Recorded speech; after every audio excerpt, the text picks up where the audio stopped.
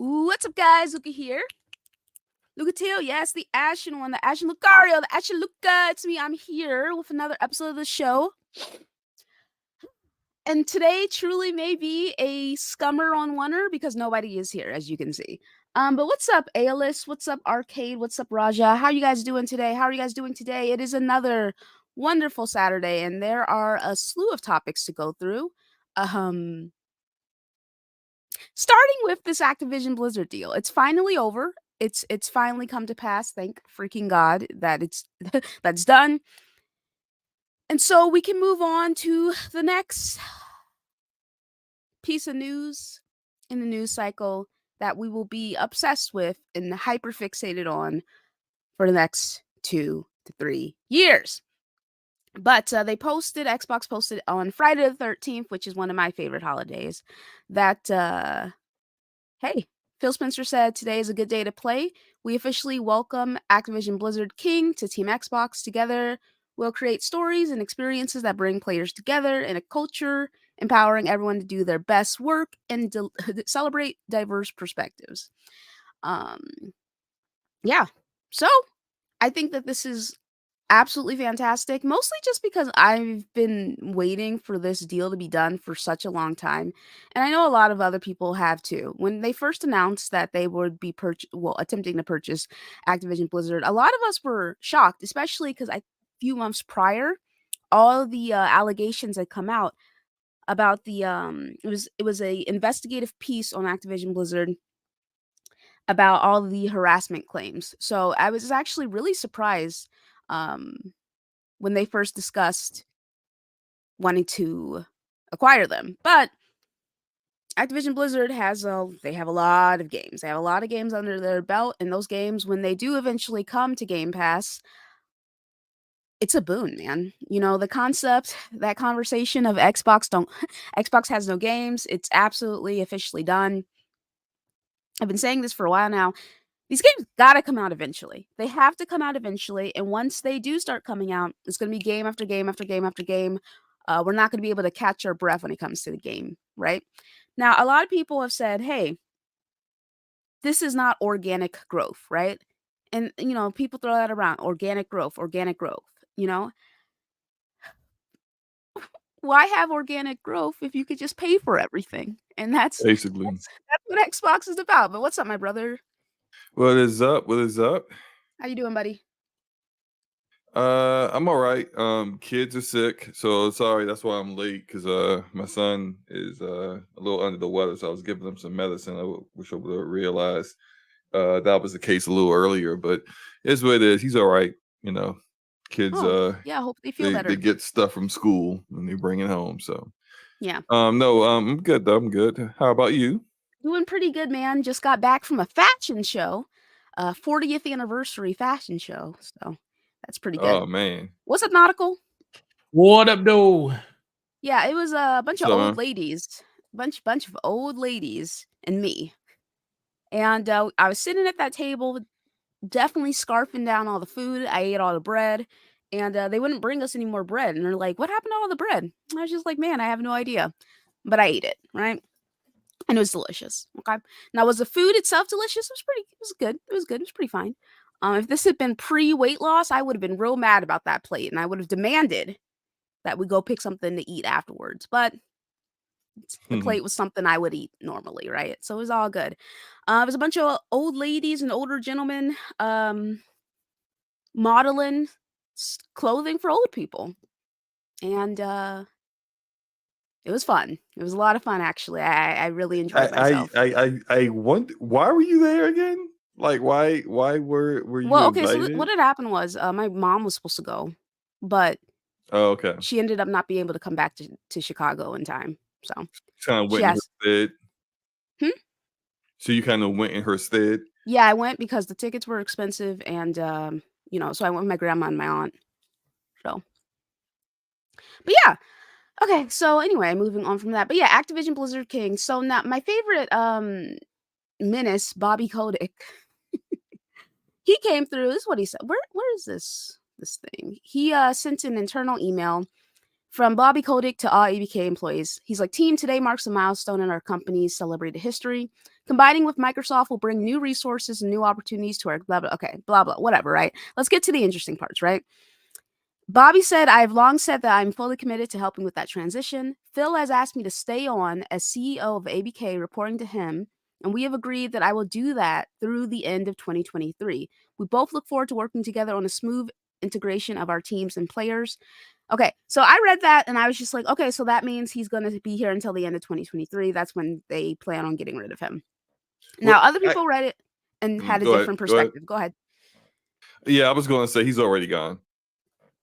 Like, he's not in charge anymore. Like if you're only going to be here for another 2.5 months, what decisions are you really making? How did that how did that message actually read again? Read it again, Luca. Sure. Let's see here. I have long said that I am fully committed to helping with the transition. Phil has asked me to stay on as CEO of ABK, reporting to him, and we have agreed that I will do that through the end of 2023.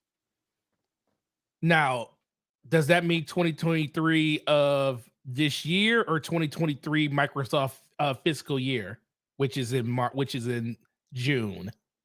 I think he would have said fiscal year or the quarter if he had meant that. It would have been fiscal. There's an actual date, January 1st, 2024. He's no longer working. Oh, so they actually put a date. Okay, so they put the actual date. Then I think that he's not really like he's there to know where things are and what things are, specifically. Of course, the people under him that can also answer those questions, but I don't think he's really there to like make decisions. Yeah, I don't think he's really there to make decisions either. Yeah, he's it's already a wrap for him. Like he's smiling. He loves with that it. Parachute man. I think like I think hundreds of millions of dollars. I think he was ready to go, bro. He was like, "Yeah, I'm out." He don't want to. He's pocketing hundreds of millions. Right? Yeah. So he don't care. He doesn't care what's happening. But I think they have a lot on their hands as far as trying to, I guess, turn around like the reason why Activision Blizzard King was even up for sale in the first place. It's not all on Bobby. Like Bobby may have steered the ship and may have been, a good part of the reason why the culture was what it was. But there's still people who were doing a lot of really shady crap that had nothing to do with Bobby or the HR that covered it up. And it's that kind of stuff that makes this acquisition another reason why this acquisition is different than the ZeniMax one, because ZeniMax didn't have a history of that stuff, but Activision Blizzard does.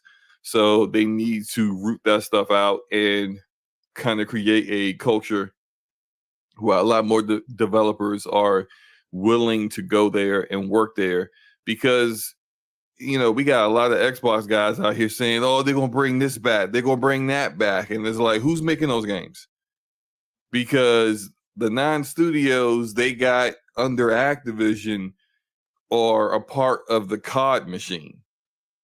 Their job is to get COD out every year like clockwork. So they're not going to tell one of those developers, hey, stop helping us get COD ready to go make a less successful in sales Crash Bandicoot. It's not happening. So they're going to need to add more developers to do that. The reason why Overwatch is a disaster is that Blizzard didn't have enough bodies to deliver on the promises they claimed they were going to do with Overwatch 2. You need to change the culture in order to get developers to agree to work in a place where historically they have been told to avoid because of all the issues that go on there. So I think they got a lot in their hands to turn around. But to your point earlier, Luca, yeah, that whole narrative of they don't have games. We talking. That's done. That's been done, but it's definitely done now. Especially considering the people who say that don't know what games their side has. So definitely shut up. you have zero ground to stand on. You are shouting in a building full of broken glass right now. So let me ask you a question though. I got a question, but before I get there, Nautical, what do you think? No, I was just about to say off of what Slomo just said. Do you think someone's going to make a song about Last of Us, Forza, and God of War? Because you think that's gonna happen at some point, man? Maybe they'll add an extra game. Maybe they'll add something like Spider-Man in there, so they'll have 4 instead of a big 3. So maybe that with all the remasters happening. But yeah, he's gone. I mean, I always knew he was going to pretty much be gone. I know the conversation kind of changed halfway through the year when it seemed like Bobby was acting like he was going to be there longer. I just think that he pretty much continued to be the CEO that he was at that company until this deal happened. And I think he was, as much as the stuff that he said, even when he was on trial, like when he was on the standing under oath, the things that he would say, it's like, yeah, he really don't care about none of this stuff. He just wants this deal to go through so he can get that money out of here. I mean, he really, really didn't care to the point almost where people was like, yo, what you saying? Are you sandbagging this deal? He like, I don't really care. He's like, either I'm going to stay here and keep getting a bunch of money, or I'm going to leave and get a bunch of money and go to some, because, it's just like a person that gets a severance from a job. It's like, if you really didn't care about being at the job no more, I want the severance so I can go ahead and find me another job and just capitalize on all the extra money you gave me. So I think he was ready to go once this deal was complete anyways. When it comes to just the overall situation on how they're going to integrate, now that's going to be the situation. You're talking about 17,000 employees that they have under ABK as a whole. Microsoft literally just laid off 10,000 people earlier this year. So they just literally doubled that and more by having this acquisition go through. So I just think that, the redundancies and stuff is going to have to kind of be, looked at very, very scrutinally. And for the most part, I think it's just going to ultimately come down to what are they going to do with all of these ancillary studios and stuff, and what is the pipeline going to be on, like how Call of Duty is going to be managed over the course of the next 10 years.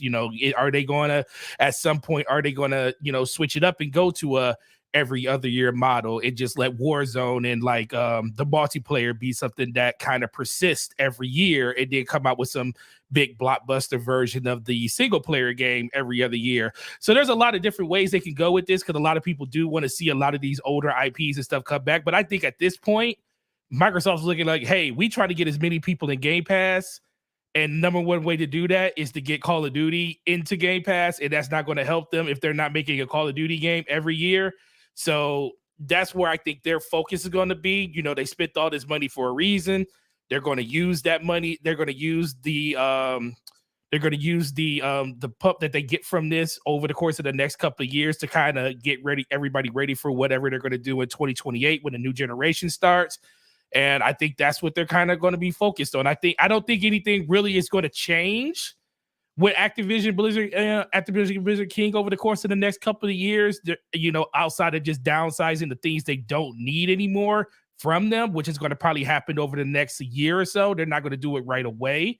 But the real problem thing is going to happen, 3-4 years from now, once they finally get a steady flow on how they're going to, deal with the stuff that they have with them as a whole. Nice. Okay. So shout out to Meat Puppet re-upping as a scum lord here for 32 months. That's awesome, dude. Shout out to you. Appreciate you, my boy. And a shout out to Aman, who's been a member for 19 months. Hit the like button, scums. Yes. Thank you. Thank you. Appreciate you, my boy. Okay, so my question is, it's a two-parter. I have like a couple questions here. First question. PlayStation has been doing better than Xbox when it comes to releasing consistent, high quality first party IP over the past couple years, right? Now we don't know what they're doing, right? We have no idea really what's coming out for them next. My question is, why for some people why do some people feel that PlayStation gets more of a pass when it comes to not having any games than Xbox? Because they do. And here's my thing. I am actually of the mind that PlayStation should get a pass. Right, okay? exactly. They should get a pass. All right? They've been coming out with games for years now. They've been coming out with games for years now. Now they got a couple of dry years, and suddenly everybody's like, oh, PlayStation has no games. Coming from an Xbox person? Are you fucking serious? Like, what? It's not the same thing at all. Now, that's my feelings on it. I mean, they had a dry year this year. Okay, but I mean, what do you guys think? I agree 100%. I think it just ultimately, it's just like with Microsoft. We didn't really hold PlayStation down in 2023 or not 2023, 2013 when they had a lackluster launch with their PS4, and then 2024 they really didn't have anything and lived off a third party for the most part. And Xbox had a lot of first party titles 2024 or 2014 or 2013.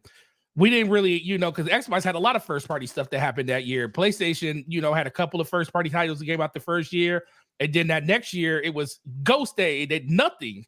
So the biggest thing is, I think for the most part, it's just people look at the quality standpoint of the games, and I think in general, that's just the fact that a lot of people look at those games like, these games are of quality, these games are of this, and they're willing to give a pass because they sell really, really well. And it's just like with Xbox, they used to get passes like crazy, up through the 360 generation. Like, do you know that literally for the last 3 years of the 360 generation, 2 to 3 years, they released pretty much nothing first party related outside of Kinect games? Like they I think the last games they released was Gears of War Judgment. That was first party. They think they dropped the Forza over that last 2 or something years. And then Halo Reach dropped in those last couple of years, but that was like 2011. So most of their games from 2012 and 2013, until the launch of the new systems came out, nobody really, gave Xbox any smoke for it because they was like, oh, well, maybe they're holding everything to their next generation system comes out, But we still we still had a console and you still wanted to play games in 2011 and 2012, but they weren't making games like that. So it happens on both sides. Whenever you have really, really good games and you have a really, really good, flow of content, people are willing to give you a pass for a year, maybe a year and a half until you start, getting your games back out.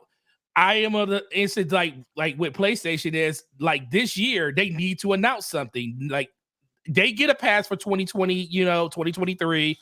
But if they have 2024 come out and it's same thing, and all we're talking about is games as a service, none of the games that people, come to love when it comes to PlayStation, then that's when that break that you're given becomes a little bit more, volatile with a lot of people, because at a certain point, we did buy these systems to play games. And when your competitor, and everybody kept saying it like, oh, PlayStation was ready during the pandemic. They were able to get games out during the pandemic. Their games were ready to go. And Xbox, their mismanagement and everything they had going on, that's why their games weren't ready to go. That's why you had a next generation console launch with no games added at launch. Right. Yes. And that all goes out and that all went out the window now. I agree. Yes, 100%. Slomo says, hey Forte, what's an ottoman? What's an ottoman? Yeah. It is a girl that was on our show that I called an ottoman, and her name was Autumn. Oh, okay. It was an accident, and I apologized instantly on the show. I said, "Oh my God!" I said, "Ottoman, what's going?" And I said, "You know what? You are not a piece of furniture. I am sorry." It was hilarious. I was talking very fast at that point, and Ottoman came out. It was great though, and she thought it was funny too, just like Slow-Mo. Luca didn't think it was that funny, so there you go, Luca. Thank you. You didn't think it's funny? Wow, I thought it was hilarious. I mean, you're older, so your sense of humor is a little bit. It ain't got nothing to do with me being old. I mean, you just the bigot, so just move on. Okay, we just move on. So yeah, I don't even know what I was gonna say. Oh wait, my other question I never answered the question. Go ahead. Yes, they do get they are given a pass, at least in the media. The gaming community doesn't give them a pass because Xbox guys have been saying all year long that and some PlayStation guys that we don't know what PlayStation is doing. We don't have an idea. There's no roadmap. There's no actual understanding of like what their first party is coming out with next year. And some of the same excuses that Xbox guys used to say last generation, trying to use third-party exclusives as it's one of our games. You see PlayStation guys doing now. It's hilarious how they're both two sides of the same coin. But regardless of that, they are given a pass to the media because they've built up goodwill due to how the last half of last generation was, where they were just dropping banger after banger, all these really high quality games. They've built up this goodwill, and it takes time to dwindle down that goodwill. As Forte said about the end of the 360 generation, where Xbox wasn't doing nothing but Connect garbage. Nobody was really talking about that. So they need to definitely start being a little bit more transparent on what they're working on. And, like the stuff that people want from them isn't live service games. Not saying they can't make live service games, they should. But people aren't going to have the same feeling about a PlayStation live service game that they have for, say, The Last of Us Part 3 or another Uncharted or Ghost of Tsushima 2 or, another Spider-Man game, Wolverine. Like, people aren't going to have the same feelings about these live service games where all you've done is show us a teaser trailer and that's it. And we ain't seen no gameplay whatsoever or just concept art. And then next thing you know, the game's on ice. Like, nah, like people don't want to hear that. I want to see we know what you're good at. And so far, we haven't really got much of that. There's been, since 2021, there really haven't been any real announcements on that front. So that's problematic. Okay. Another question that I have is more pertaining to Xbox. Now, do you guys think, okay, and not even this, like Xbox is a management issue. We're all aware of this, right? How exactly are they going to manage having all of those studios under them? What do you think? What's that? Oh, you want me to go first? Yeah, I think, okay, so ultimately it's going to come down to who they have, like who are they going to appoint to be the head or the figurehead for Activision Blizzard, ABK. Who's going to be that person that's going to basically be overseeing everything, pretty much like how who is it? Is at the head? Could I always get it's not P. It's not even what's the name? Who is it at the very, very top of Bethesda? Mike Ybarra. No, Bethesda. Oh, I'm sorry, but you said Bethesda. It's P. Hines now. It is P. Hines. Okay, yeah. I always get it between him and what's the name confused, like who's the actual top of it. But unless they get somebody like that at the top where they could pretty much filter everything through, I think that's really going to matter there. I don't really think that Bethesda had any type of management issues. It's basically just the Xbox side of it. Like how are they going to go about the management of their own, internal first party studios that are not under another umbrella like ABK is going to be under. So I think that's the number one thing they need to do. They need to find somebody that can manage what's going to happen over at Activision, which is going to be no easy task due to the fact that is by far their most valuable asset that they have now, more valuable than any other publisher, any other thing that they have in the gaming. Activision Blizzard is the most important. So I think they need to figure out who's going to run that. Once they figure that out, it ultimately comes down to what are they going to do about their internal first-party studios that are under the Microsoft, the actual Microsoft, game studio banner when it comes to like the ones that they acquired back in 2018. A lot of those studios are very, very good when it comes to managing themselves, but I still would like to see Xbox have a little bit more of a hand in the management overall to show that they actually care about what these studios are doing versus just letting these studios do whatever the heck they want to do. So that just ultimately starts with them just doing better. I don't think there's anything that they can, like, anyone they can hire or anything that they can do on the outside of that. That's just something they just got to really pay attention to. But ultimately, it's going to start with ABK and who they appoint to be the head of that, because that's going to be the thing that's going to matter the most for them. It's going to impact them the most over the next 5 to 10 years, I believe. Do you have anything you want to add, Slomo? No, not really. Do you guys, who do you think would be appointed as the next CEO? Do you think it'll be someone we know? I think it's somebody I think it's Mike. It'll be Mike Ybarra. What makes you say That's that? if Mike Ybarra wants it. Yeah, if he wants it. I say because he's not attached to he's an executive that has experience in this realm.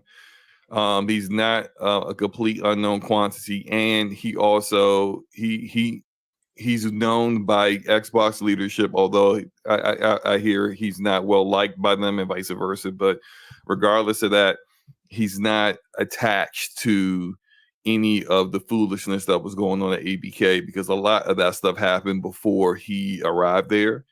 And I think that they'll probably elevate what's his name? That was Rod Ferguson to running Blizzard, and then elevate him over all of it. And they know him enough to know that he'll handle things in a way that they like things handled.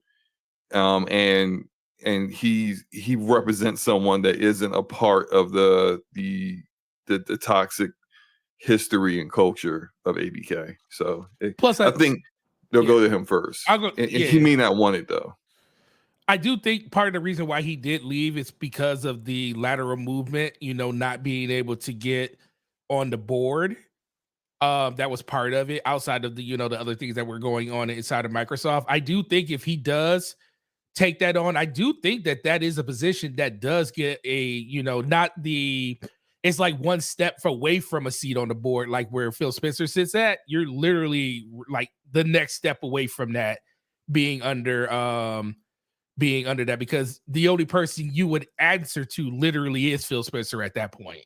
Like nobody else, no side anything, just Phil Spencer. I do think a lot of people think that Sarah Bond would have been a person that would have been did that, but I think she's being groomed to literally take Phil Spencer's place as a whole. Exactly. When it comes to the faces that you see Phil first and you see Sarah second. Exactly. She In is no other clearly order. Yeah, they by the time Phil's ready to retire, he's in that age range, and in the amount of years that he's been at Microsoft, that he can really retire any year now based upon how long he's been there. They're grooming her so that when he does retire, she just stands in there and they say Sarah Bond's taking over, and no one bats an eye, because every showcase she's there speaking on the state of Xbox, talking about Game Pass, talking about where they're moving for Xbox in the future. She's doing all the same stuff that Phil used to do all by himself. Yeah. So I know a lot of people would like that. Yeah, it just makes sense that she'll stay in that role, Yeah, a lot of people would like that move, but I just think that, it's just best to keep her in that role where she can just make that easy transition.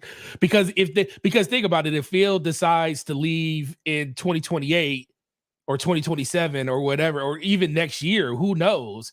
Then that whole start for another person to run ABK starts over again. I think they would rather have somebody that they know is going to be entrenched in that position with no fail, no changes are going to happen with that person, at least over the course of whatever the contract lift that they had that person sign for to do that, or whatever they kind of do in that situation.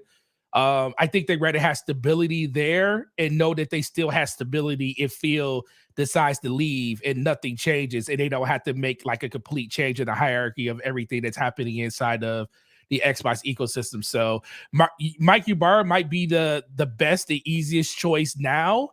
and then they can maybe he'll just step in as CEO of Activision Blizzard until they do find somebody that can do it. Maybe it'll be like in more of an intern role just to keep everything kind of copacetic across the organization. If he doesn't want to do it, I can easily see him taking on that responsibility for a short-term internship while they find a actual successor that may take them a year to do.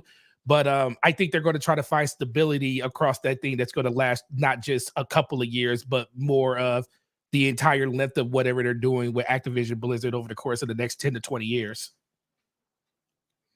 All right. Yeah, no, I think you guys both had excellent points when it comes to that as well. I can definitely see. Yeah, you're welcome. Yeah, I can definitely see that being the case with the options you chose, Mikey Barra. I'm just laughing because I remember hearing about that he left because he didn't want to be under them. Right. Yeah. Well, that's the first thing we heard. You can't escape. Well, remember when the deal when that all happened, the first thing everybody was like, I wonder how Mike feels about this. Yeah. No, I think that's pretty funny myself. So yeah, definitely. Slow-mo, why is Sonic homeless? Look, man, this is just more of a joke. I was poking fun at Everbone earlier, and I mean Sonic the homeless, just the Sonic the with the H being the last word, Hedgehog. Oh, so yeah, Sonic the Hedgehog, Sonic the homeless, and then shout out to Bing AI with the picture of Sonic, with the homeless guy sign and the cup of coffee and the dirty. Is that where everybody's getting all these pictures from with Master Chief and stuff? Bing AI is making it for him. Yeah. Good God, Bing AI out here doing this thing. No, but it's just I've been having a little fun with it. Decided to keep it. That's what's up. Yeah. No, yeah, man. I am very much looking forward to seeing what this brings, if anything, because it's definitely going to be exciting. I definitely feel a way about it. Is excitement the word? Yes, I am excited. Actually, I am looking forward to seeing what's going to happen. Yeah, what's going to happen, and what comes from. What are your thoughts on things, Luca? Because we've been doing a lot of talking about what we think. What do you think is going to happen? I offered my perspective earlier before you guys were here. Oh. I had to go back and listen to that. Okay. So do you think? Here's my question for the both of you. You think for certain that Call of Duty is going to be in Game Pass? Yes, starting eventually. next year? Eventually, I don't think. I don't know about next year. Okay. I think the only thing next year is up in the air. I think 2025 definitely. But the thing is, if you go back to what Activision said, they basically said that this year's Call of Duty and Diablo weren't going into Game Pass, and they specifically kept it to those games. So there is an outside chance that next year's Call of Duty could end up in Game Pass. But if I had to bet on it, I would say 2025 will be the first year you actually see it go in there day and date. I do think that this year's Call of Duty will show up in Game Pass probably 4 to 6 months after the game. So I would say probably like spring of next year. Sometime next year. Yeah, spring of next year. I can see that. I can see them putting a lot of the much older Call of Duties in. Oh yeah, you'll see that. The beginning of next year, like you'll start to see them. I think it will be probably smart on their part to stagger it because there's so many games. Yeah. So that people don't just gravitate to the most popular ones that everyone loves, like Modern Warfare 2 and some of the other older, like not that much old, but like some of the CODs from last generation that people really enjoy. We kind of stagger it so that people will jump in on some of the less popular ones. Like what was the space one or the what was it called? Infinite Warfare. There you go. Thank you. Oh, I think I played that one. I liked it. That was the one with with Jon Snow in it. Yeah, I think I played that one with my brother. Yeah, that was a really good one. I liked it. Now I'm on the COD community. That one's wildly unpopular. But if you throw that one in Game Pass and you don't have it in Game Pass alongside, say, Black Ops 2, then you're going to probably get people that's like, okay, yeah, I'll play this, and then they'll play something else the next month. It drops in. So I think if they stagger the releases in Game Pass, it would make a lot more sense.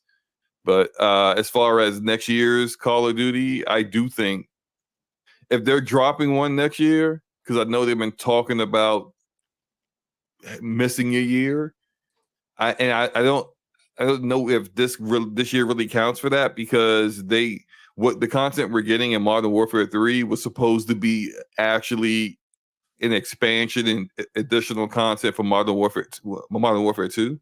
So maybe this counts for that, what they planned on doing, and next year it'll be a full-on release. But I do think, based upon the fact that the PlayStation marketing deal ends next year, but the last actual game in that marketing deal is this game, I think they turned this Modern Warfare 3 into a full release so they could get out of that deal quicker, and then they can drop next year's game in Game Pass. So yeah, I think they'll start next year.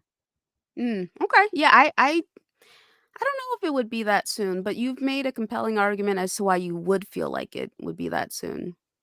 Mm. I'm trying to Okay. find the post in which they were like, "This shit's not coming to Game Pass yet." Do you guys remember what account was that?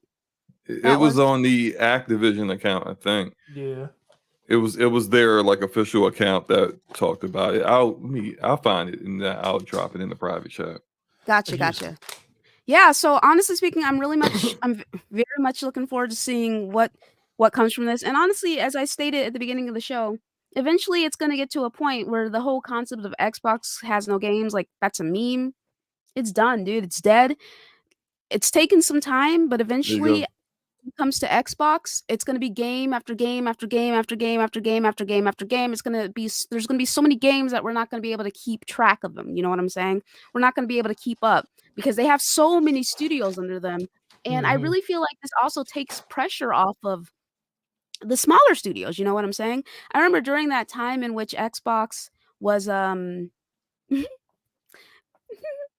the Crackdown 3 era, during that era, there was a lot of pressure on the smaller studios and what they were releasing. And I remember there was a conversation that was being had. I cannot remember who was saying it. I'm sure somebody remembers, but they were talking about how normally, they have the triple A's for people to focus on, so they're more willing to give the double A games a pass, right? But if there aren't any triple A's coming out and it's only double A games, then the double A games get more scrutiny, right?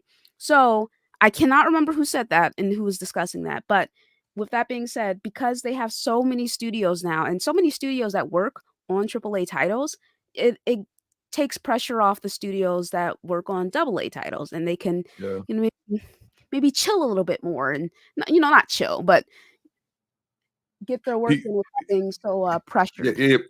people don't have an unrealistic expectation on a double A game when it's being released in between two big AAA games that were designed and developed to be able to deliver on the very lofty expectations that we sometimes have for these games. So, for example, Pentiment came out last year all by its lonesome, the only first party game released by Xbox last year.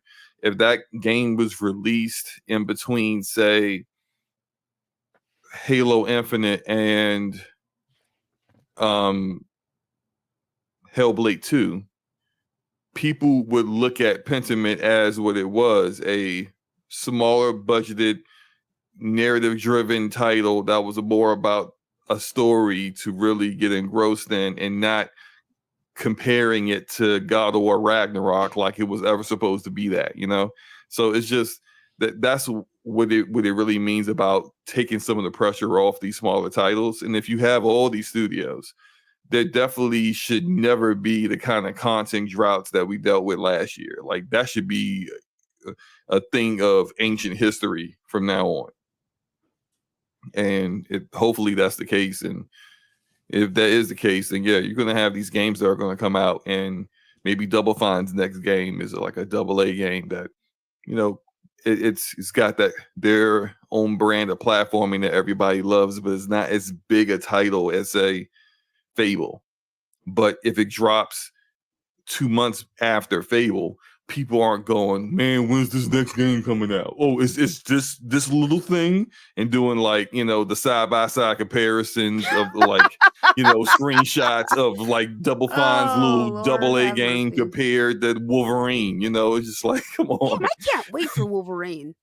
Oh, I hope it's like that Wolverine, X-Men Origins Wolverine, that game from forever ago, and like the damage that you could see him healing from his wounds. Man, that shit was so damn fire, man. I hope it's better be something good. like that. It better be good. I'm sure it will be. Yeah. Right. All right. If you want, I can say what the tweet said. The Activision said. Sure, yeah, it's on the screen. Oh crap! I'm not even looking at the screen. It's awesome to see anticipation building for Call of Duty Modern Warfare 3 as we continue to work toward I can't even say this word right now. Regulatory.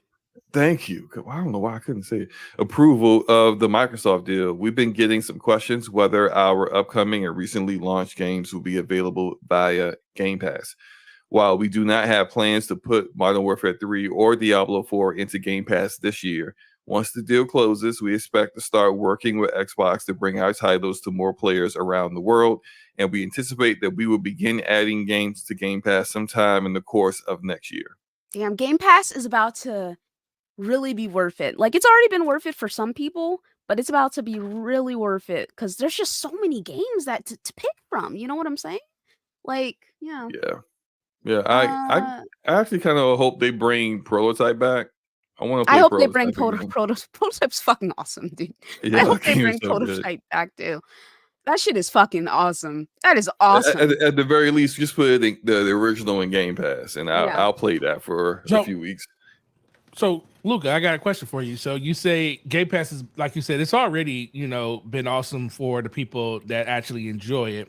Yes. But a lot of people think it's not going to be, the games aren't going to be as good because they think the quality is going to go down. So what do you think about just the breadth of all of the different content loops that they have when it comes to the developers and the publishers they have making these games?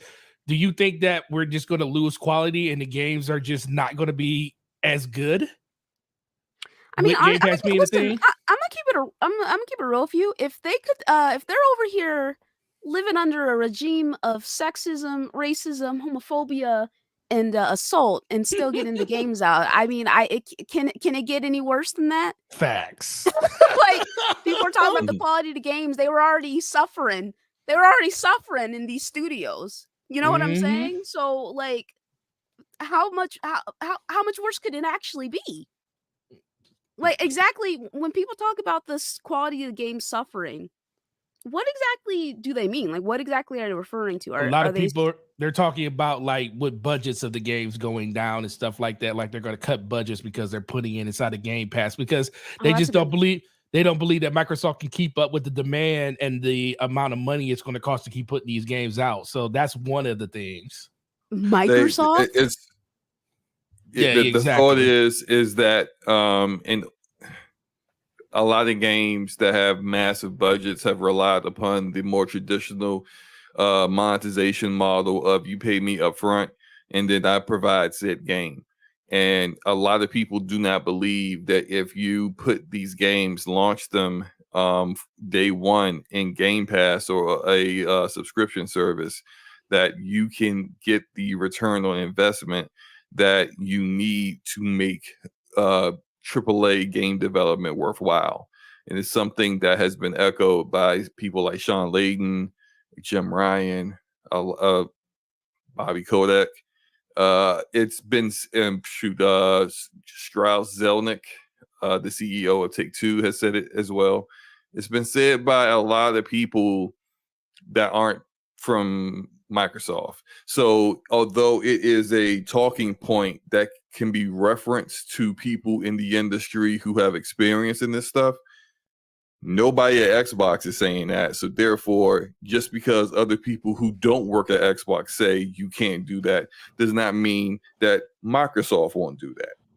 If that makes sense. I mean, I think a lot of it comes down to this, Big money, little money. Okay, big money don't play with little money. All right, maybe Microsoft is like, maybe y'all can't do that because y'all don't have our pockets. But that's you guys. That ain't me. So maybe that's why, maybe that's the perspective there. Because like it's a sound perspective. It makes perfect sense to me. Yeah. But like I said, if Microsoft is investing more in the Xbox brand, I don't think it would really be a problem in theory. Well, the thing is, the way I look at it is, yeah, it does make sense, but you also got to think a lot of the development tools that they would have to use to develop these games, a lot of those systems are Microsoft owned. Like they don't have to pay for a lot of the different infrastructure things that a lot of other companies do. Like, companies have to buy PCs to, make these games and buy OSs and stuff. Microsoft has all that stuff in-house. So a lot of their stuff that they have on the back end are net zero. They don't pay anything on that. So that's where they save some of their money. But I also think a lot of people really look at it as the quality of the games are going to go down. They're going to cut budgets on games. And I'm like, well, games now suck at the beginning anyway. So what's the difference? It's like, games are getting passes left and right due to the quality of the releases that they have when they come out and they fixing them later. So it's not really anything that's different. I just think a lot of people are looking at a scenario where 10 years ago, nobody ever thought Microsoft would ever make a move like this. People was like, oh, ain't nobody ever going to spend this. No one's going to buy Activision Blizzard or Call of Duty. Nobody's going to buy any of these publishers. EA, Take-Two, any of these studios are off the books. Can't nobody afford them. And then Microsoft went out and did that with Bethesda. It opened up people's eyes, and people was like, man, if they can buy them, man, anybody's for sale. And then even people said then, like Call of Duty, ain't nobody going to buy that. That's too much money. And look where we are now. And then the last thing is, when it comes to like what Zalzadek and them said, the people that are saying this are the people that make money hand over fist selling games to people. Like Grand Theft Auto sells, like it's just pencil it in for selling. NBA 2K, pencil it in. Madden, pencil it in. Call of Duty, pencil it in. I can understand those people saying like, is not sustainable, because they don't even know what unsustainable is, because they keep bringing in so much money off the game. They just can't fathom another way that a game could be made without, selling at the enormous clip that they're selling at. So, I don't care if Microsoft, I tell people all the time, if Microsoft wants to, subsidize my gaming by giving me their games in a subscription service for the next 5 to 10 years, and that's what they decide to do, I'm going to take them up on that. I mean, outside of that, I'm not worried about their pockets. I'm more worried about what they're doing for me to make me want to keep playing the games on their platform. And I kind of think, I wish more people did that, other than try to critique every little thing these companies are doing when it comes to like, just making games and stuff like that. Yeah, you're right. Yeah, I'm looking at some of the talk in the chat, and I'm seeing some people like, and like Gregor makes a good point about how like the teams they have right now, their entire, like Activision has like 9 studios under Activision itself. All 9 of those studios are working on Call of Duty, all 9 of them, and the people out that want, like, like me and Luke talked about how we like Prototype. Like the most that I expect to see from Prototype is the old game backwards compatible showing up in Game Pass, because you have it on Steam. Prototype? No, it's on Steam. Yeah. I might. The first one's $20. How much is it? The second one is $40, which. Damn, these people. The second one wasn't that good. Wait, why? First of all, why those? First of all, I thought the first one would cost more than the second one. The second one stunk.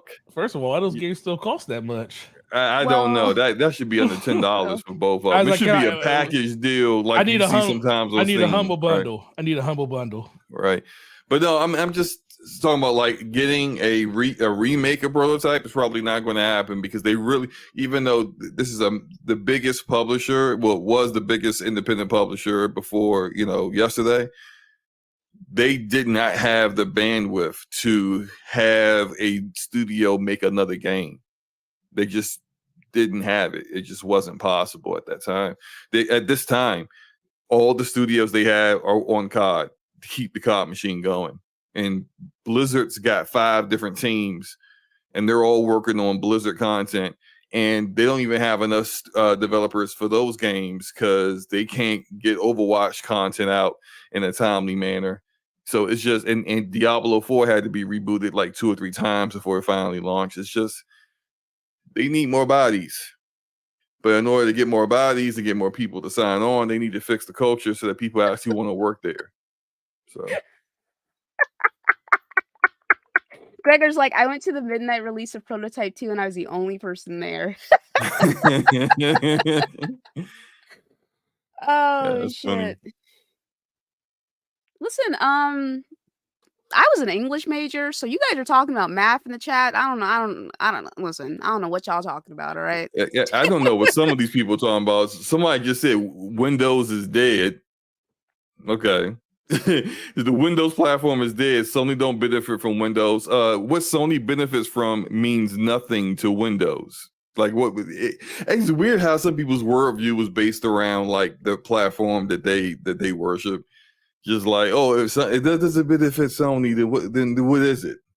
Is it worth anything? Like, hello? What are y'all talking about? Does Windows? I mean, does Sony use Linux as their development preferred platform? Because if they don't, that means they're using Windows. So Windows does a huge impact on their development window because that's what it's based off of, and then they're using whatever engine that they want to use to develop inside of that. So unless you're telling me that OS. Yeah, whatever OS they want to, what's it? So if they're not using Linux, then they're definitely benefiting from something that Microsoft made. Yeah, I mean, a lot of people who just play on consoles have zero idea about anything outside of that, but they want to still gotta voice their opinion on Windows. No matter how ill-informed that opinion is, right? Wait. So what was the opinion? That Windows is dead. The Windows platform. Yeah. The one that like Jobs use? the one that like they made the subscriptions.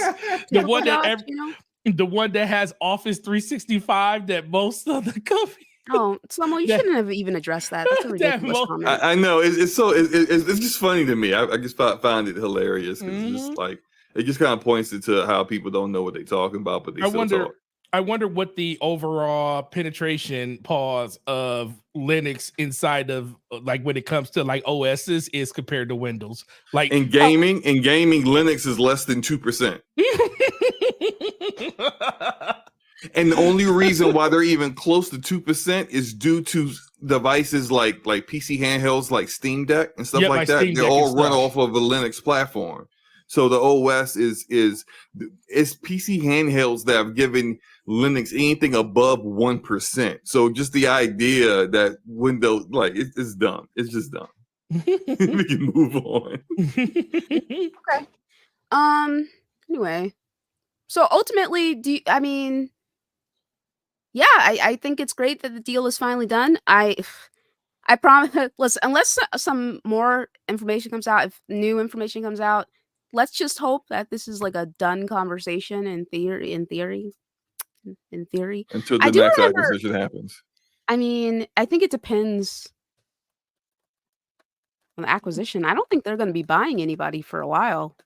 I agree with that. Unless it's like some small developer, like a Sobo or something like that. I think they might want to lock one of those developers they've been working with a lot and they find important to their future, because the Sobo's got like a 10-year contract for Flight Sim.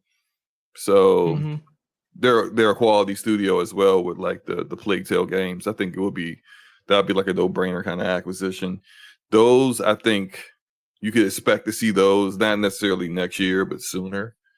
But I actually kind of don't feel like we'll ever see them acquire a big publisher again. No, I don't think that's ever happening again. But if you guys hit the like button, that would be much appreciated.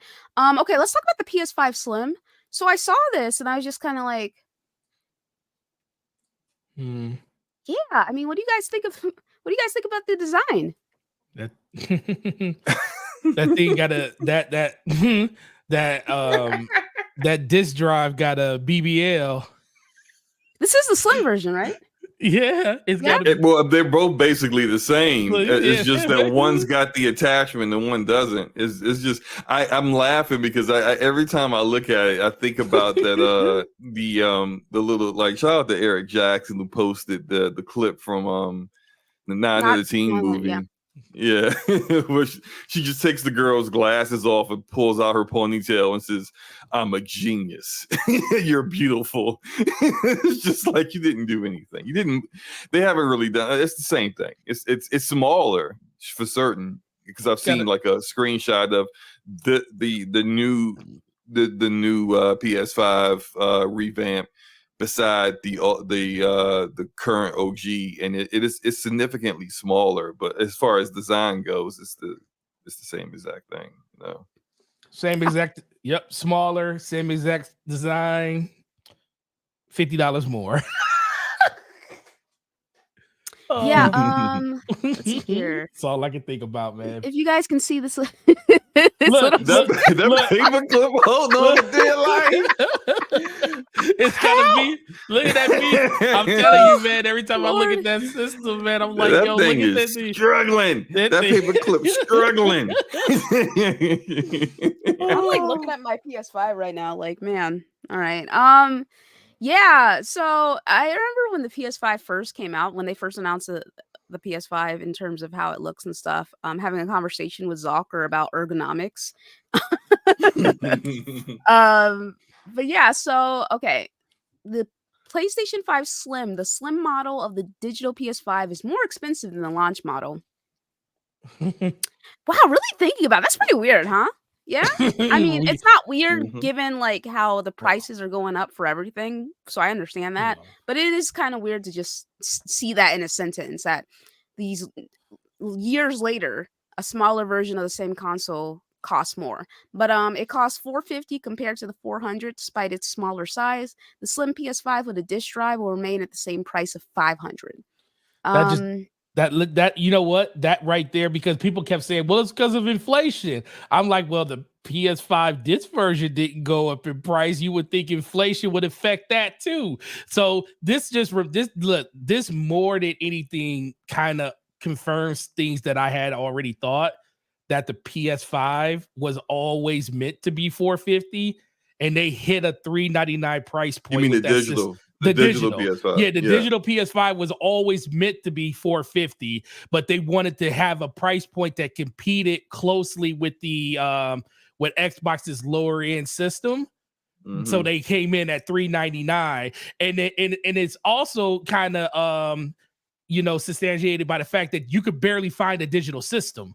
Like, they were available, but but if you had to like look and see, like, if you had a bunch of them in front of you, it would always be like a 10-to-1 or a 2 to 10 ratio of the disc-based system versus the digital, because they knew they were losing mad money on that digital system, but they just wanted to hit a certain price point. Now that they redesigned it, they're like, haha, I got you. We're about to give you this thing at the price that it should have been at the first place, because they didn't raise the price of the other system. So they can't really live off of the fact that, inflation went up, and they're trying to tell you, raise like, the price in the States. And they're basically trying to say that, 175 extra gigs is worth $55. And I'm like, Xbox did that, and then people say, then that's another thing. People would say Xbox charged $50 more when it came to the digital, the S, and they charged you $50 more, but they gave you, they literally doubled the space of the system.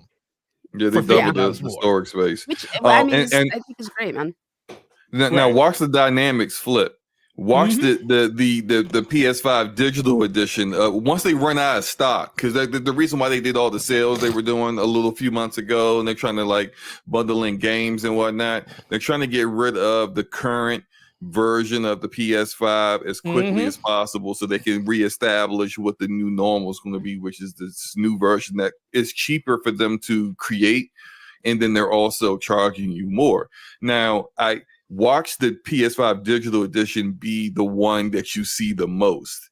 Because if you think about it all together, there's no vertical stand. They're showing you in the screenshot the vertical stand that you won't get when you buy it. That vertical stand is $30. The vertical stand is $30? Yes, it is. Now, in addition to that, the Blu-ray player, the detachable Blu-ray player is $80. Now, if you add that all together, you get a $450 digital that doesn't come with everything. To get basically what you're seeing in that screenshot of the PS5 standard PS5, you're going to be coming out to roughly like what, $560? $560 if you do it after the fact, versus if you do the physical one, you'll get it for $530 because you just have to pay for the stand. Yeah, because all you gotta do is pay for the stand. So they want you to buy that digital. I mean, they'll definitely be pushing it more, especially considering how fucking expensive games are, just digital only. You know what I'm saying? It's like, but but think about it, and this is the thing, and this is the only thing I don't like about the push to digital. You just talked about games like Prototype being $20 and $40. And I'm sitting there like, why is that game that much? But guess what? We have no control over that because it's a digital ecosystem.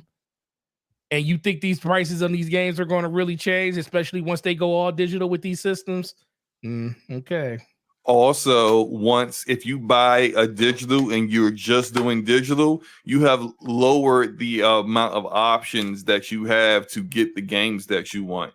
Like, you could probably get a digital code off of Amazon and various other not for places. PlayStation. You can't. Not for PlayStation. Oh, never mind. Not for PlayStation. PlayStation is the only place you can get digital codes, digital games from. You can't get them from Amazon, Best Buy, Walmart, Target, GameStop, nowhere.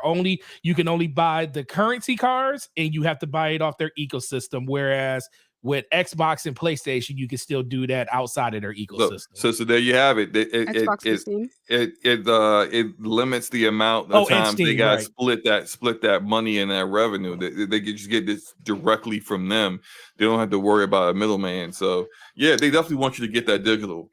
Yeah, which makes sense. I mean, like I said, unless I didn't have a choice, I wouldn't do digital myself because I do like not having to spend an egregious amount of money. It's not egregious. I say egregious because if it's been like 5 years and your game is still $60, that's egregious to me. You know what I'm saying?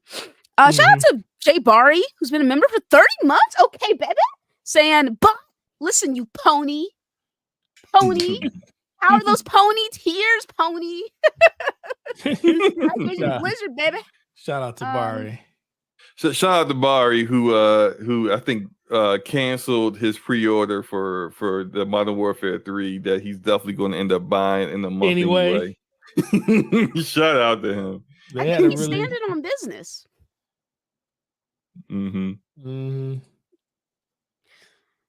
Yeah, that's Nintendo for sure. Let's see here. It really is $20 for Prototype. I'm just seeing it now. I just can't believe that. I'm about to go to Green Man Gaming or CD Keys, yo. Let me know if you find it as well. What else was there? There was something else I wanted to talk about, gaming related, before we get on to Miss Jada over here. Okay, let's see here. Anything else happened during the week, guys? That let's see here. I think that's it. There's a rumor that Disney may want to acquire EA. There was some talk about that. Cool.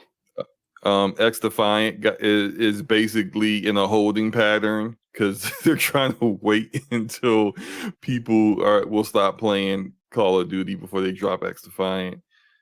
And Halo's got a new update coming out next week.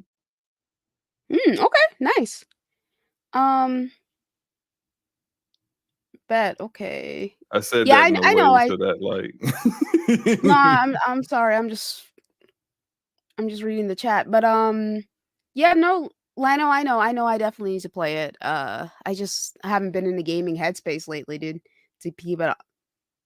Oh my god, where's Nautical? he's here, right? Oh no, we lost him. You really just don't look at the screen, eh? It's because you're playing games, right? I'm not playing anything, I promise. I was looking at other things. And I was searching for a prototype on CD keys, like we talked. So Oh, okay, okay.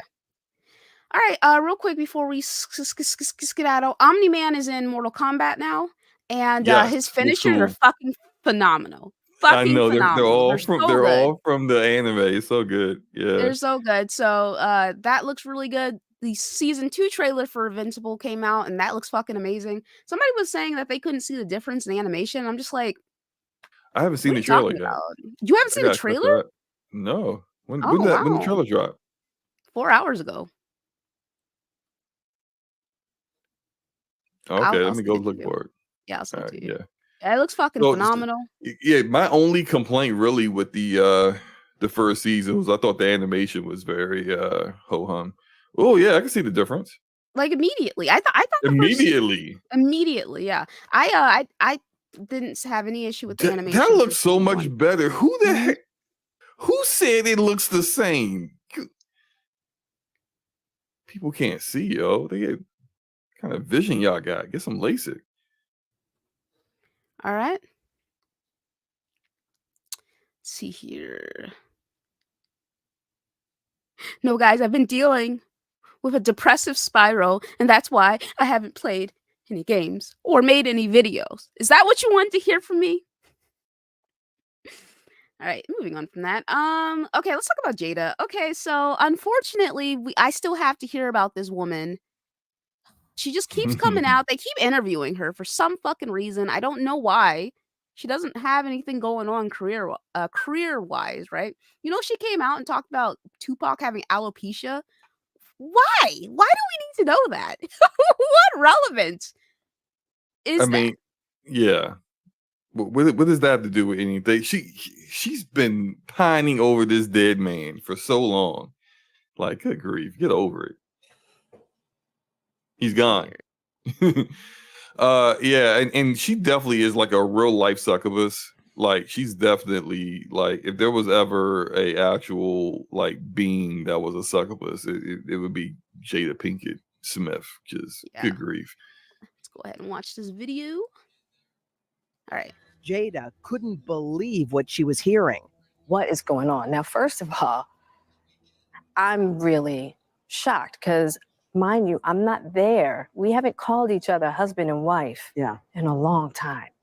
I'm like, what is going on right keep now? my wife's name out of your mouth, right? And I'm like, but now I'm really worried for Will. I don't know what's going on. Okay, so I Stop did. it. God Before we You're get damn. worried into for it, Will. before we get into that, apparently in Will Smith's book that he released years ago, he talked about him and Jada being separated, and he talked about being a narcissist or something in his relationship. Now, I don't know where this book excerpt is to verify that, but apparently, like, this information about them not being together has been known because of his book. But I don't know. I haven't read his book. I don't know. I'm not saying that that's not accurate or anything. I'm not saying that whatsoever. It could definitely be 1000% accurate. He's not a perfect person whatsoever. And I do think there is a little bit of like people dislike her so much. I think justifiably so. But at the same time, they dislike her so much that they kind of like turn Will into this unwilling victim who doesn't have any autonomy or any decision-making ability of his own choosing. It hasn't found it. made he's not an adult, and she's just like the ultimate villain here. Yeah, okay, I found it. In 2021, Smith talked in GQ about his forthcoming memoir in which he wrote about the ups and downs in the relationship with his wife. Okay. One down was in 2011. he planned the 40th birthday party for Pinkett Smith that included a documentary he made about her life that traced her family back to slavery. Oh man. Yeah, that's a little weird. That's a little weird, right? Yeah, very. Okay, so the actress didn't like it and told Smith that was the most disgusting display of ego I've ever seen in my life. Okay, our marriage wasn't working, Smith wrote in his book. We could no longer pretend. We were both miserable and clearly something had to change. He confirmed to GQ that their marriage became non-monogamous, explaining that Jada never believed in conventional marriage. She grew up thinking a different way, but what is the perfect way? Okay. As for a large part of our relationship, monogamy was what we chose, not thinking of monogamy as the only relational relational perfection. Okay. We have given each other trust and freedom with the belief that everybody has to find their own way, and marriage for us can't be a prison. I don't suggest our road for anybody. I don't suggest this road for anybody. And then That's saying something. I don't suggest this road for anybody. Yeah. So he brought up their marriage back in his book about how they weren't working out. So it's not like her dropping this like, oh, we haven't called each other husband and wife in a long time. Again, why do we need to talk about this? not us, because we're talking about it because I need something to talk about. But why does she need to talk about it? But maybe she just needs something to talk about. I don't know. She's also promoting a book. She's also promoting a book herself. So okay, this is definitely she's trying to spice it up as much as possible to entice people to read it, which I don't know if that actually works in that. I see people do things like this often when they have a book coming out, and I don't know if that actually ends up being would actually push his sales. I mean, maybe it does, because I didn't know she had a book coming out until she started, saying this kind of stuff. So maybe it does work. But I saw something like a website that was talking about some behind the scenes stuff about the whole August thing and how Will wasn't aware of her affair with him until he started talking about it. And then when he immediately started defending her and saying that none of this stuff was true, he really actually believed that none of that stuff was true until she admitted it. So he didn't know that she had a sexual relationship with that boy, because clearly he's like half her age. I mean, honestly, because there's a difference between having between having an open relationship versus finding out that your not wife is sleeping with your son's friend. It's fucking weird, dude. It's fucking weird, especially the person he was dealing with mental health issues apparently, and she was there for him, and then she was there for him. Like, shit's spooky. Yeah, he was there for him, all right. But it's just like it's spooky, and it's very much a older person taking advantage of a younger person who's a lot less experienced and way more in a vulnerable situation. But the other thing that came out of that was that apparently they were trying to work on their marriage at that point in time when that happened, and the whole August thing basically killed that. So it's just like I think what a lot of people kind of found disingenuous of Jada was her very blanket, we haven't been husband and wife since 2016. We've been separated all this time. And but it's like it's leaving out a lot of context, because there was a lot of times of them, well, not a lot of times, but there was definitely some point in those 7 years where they were trying to work on themselves and bring themselves back to being, a great point in their marriage. And she acts as if that never occurred, when there's video evidence of them. Like, even when he showed up and got completely humiliated on her Red Table Talk, they were talking about that. So it's crazy that she's saying things the way she's saying them and bringing up Tupac. She always has like a way of phrasing things that's just comes off as very manipulative. My opinion, right? Based on what I've seen from her, she makes me uncomfortable. Now, like I said, more so me finding out she slept with her son's friend after finding out he had those mental health issues she was allegedly supposed to be helping him with. That's like super fucking weird to me. I don't like stuff like that personally. So ever since I found that out, I was like, I don't know about this, right?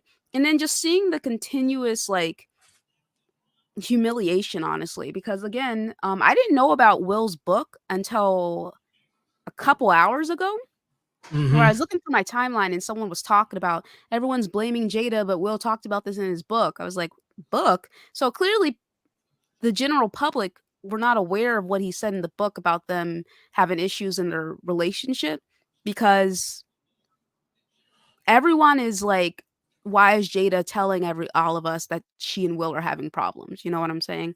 So it's, spoken word always gets further along than anything else. But of course, they did also discuss their marital issues during their.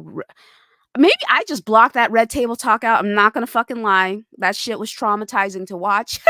It was, yeah. It was fucking ridiculous. Me personally, I don't even know how they do it, man. They're fucking weirdos, in my opinion, but it's Holly weird for a reason. So yeah, Jada's like, man, I don't know why he did that. Now, that being said, her saying like I was concerned about him, it is out of character for him to go up there and be violent like that, at least from what we've seen. We've always seen Will as like a cool, cheerful dude. You know what I'm saying? Like, Oh, not just always. oh, go ahead. You remember that time? This was justifiable though. Like no one blamed Will for this whatsoever. You remember that time? I think he was somewhere overseas at a premiere, and this content creator tried to take advantage of him. But basically, it was grounds for this dude to get whipped. Thank you. Like it's in France. This dude, this content creator, posed as a reporter and kissed him. Okay, well, I think that's yeah. I mean, I But wouldn't no, even but like count we were talking that. about, Yeah. this is what I'm saying. But like if you had to see his immediate reaction, like he's it was like you could definitely tell that he felt like, oh man, people are going to get at me for my response. But his response was justified. But he immediately slapped the shit out of that guy. And But it was rightfully like so. absolutely That dude rightfully so. sexually assaulted him. Yes, absolutely. But it was just like you can like. I thought about that when I saw him slap Chris Rock, even though that's like a different situation. But just like just because I've seen like in real life Will Smith slapping somebody. Oh yeah, he did slap that one dude that kissed him. It's just there. He has. I think he's always been very careful in interviews and his way he approaches his public persona. There's even a after the whole slap thing came out, there was a Instagram thing that Jada had did that resurfaced where Will kind of got at her for putting him in a bad position. So essentially she was trying to promote her red table talk, and she like called him on FaceTime and was all asking him like really like difficult questions about their relationship, and he didn't even know that she was like doing this for a promotion for Red Table Talk until she said so. And then he just got mad. He was like, yo, I told you about this. Like, this is my career that you're playing around with. Like he was like, clearly they've had this kind of conversation before, and she was very dismissive. Oh, here we go. Like kind of gaslighting him into acting like he was being unreasonable. But if you look at it, it was completely unreasonable for her to misrepresent what this FaceTime was about. And so he's always been very careful about his image. And yeah, it is out of character for him a little bit, like for him to lose his cool in the way that he lost his cool, because it's not just the slap, but sitting down and yelling, at Chris Rock with the F-bombs. Keep Yeah, my it's wife's name very out much your yeah. like that. I mean, Yeah. it comes back to his image though, but I think a lot of the concept of his image, maybe him slapping Chris and like keep my wife's name out of your mouth or whatever. I think that also does come back to the image thing, because his image, because of her, has taken a bit of a nosedive. You know what I'm saying? He got so much backlash, which it's fucking I'm telling you, Holly weird, man. They're all fucking weirdos, but he got so much backlash for slapping Chris that they put Bad Boys on hold, you know what I'm saying? So, Yep. He lost other projects too. yeah, and then but I do think that him slapping Chris actually had less to do with Jada and more to do with the fact that people view Will as a bitch. I'm gonna keep it real with you. They view him Yeah. as pathetic. They view him as a punk. They view him as the victim, essentially, right? And so I feel like him getting up there, slapping homeboy, keep my wife's name out of your mouth, and then winning an Oscar, like, it's fucking awesome. Right. You know? But if you look at the That's body language of everyone that Yeah. when the joke was made, and you and I had a private conversation about this, I kind of think the joke was kind of tame. Just my opinion. I didn't think it was that like big of a deal of a joke. Wasn't that good of a joke? I mean, Chris Rock sucks as a comedian, in my opinion, but I didn't think it was that bad. I mean, like G.I. Jane's a good movie. Yeah, Whatever, I right? disagree with Slomo, but continue. Okay, so but when you see Will's initial response to the joke was he laughed. Yeah, he laughed at it.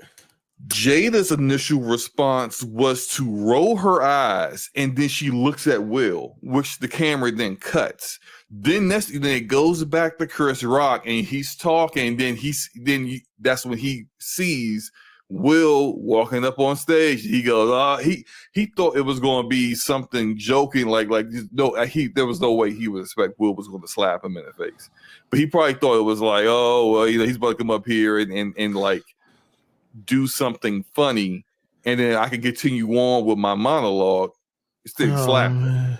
So it was just should have hit him harder. Man, that was just because of that. I do think he did it because of Jada. That Louis C.K. thing. Man. I think he should have slapped him harder. Yeah. Because Chris Rock is a if anybody is a bitch, it's Chris Rock. I mean, like can't not think about how he basically just sat there and let Louis C.K. and what's that other comedian that British comedian that sucks? What's his name? That he did the original Office. Dude, I don't know. Oh no, I can't remember his name. People in chat probably know what I'm talking about. He let these two white comedians say the N-word with the hard ER in front of him. Thank you.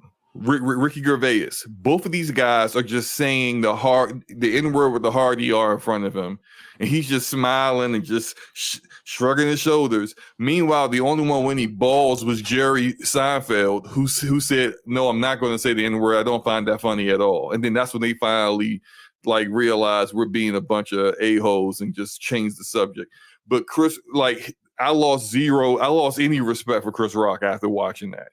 The dude he will allow white people to say and do anything to keep his status in Hollywood, which is part of the reason why he was the one hosting the Oscars in the first place. He's a sellout, and yeah, he deserved to get slapped even harder. But it's just I do think that Will Smith, based upon Jada's reaction, and then he went from I'm angry now, defending my wife, after being laughing at a joke. I think he did it because of Jada, honestly.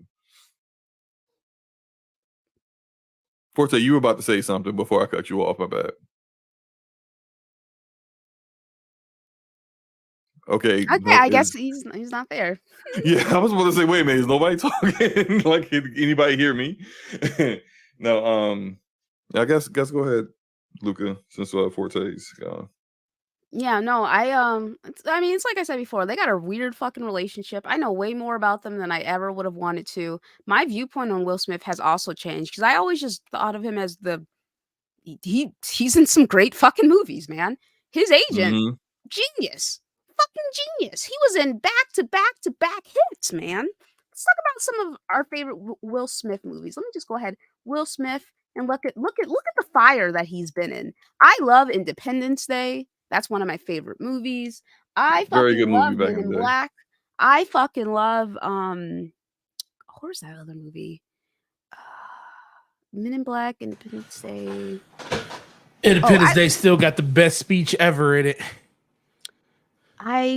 It does have a good speech. I'm one of the few. Enemy of the State is very good. I'm one of the few, but I fucking love Hancock. Okay, I'm one of the few.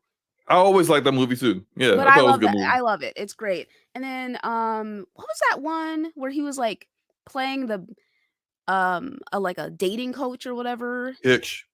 That's a fun one as Yeah. well. Like he's just W after W after W, and then of course the Fresh Prince of Bel Air. You know what I'm saying? Like he's just Good had a show. fantastic fucking career.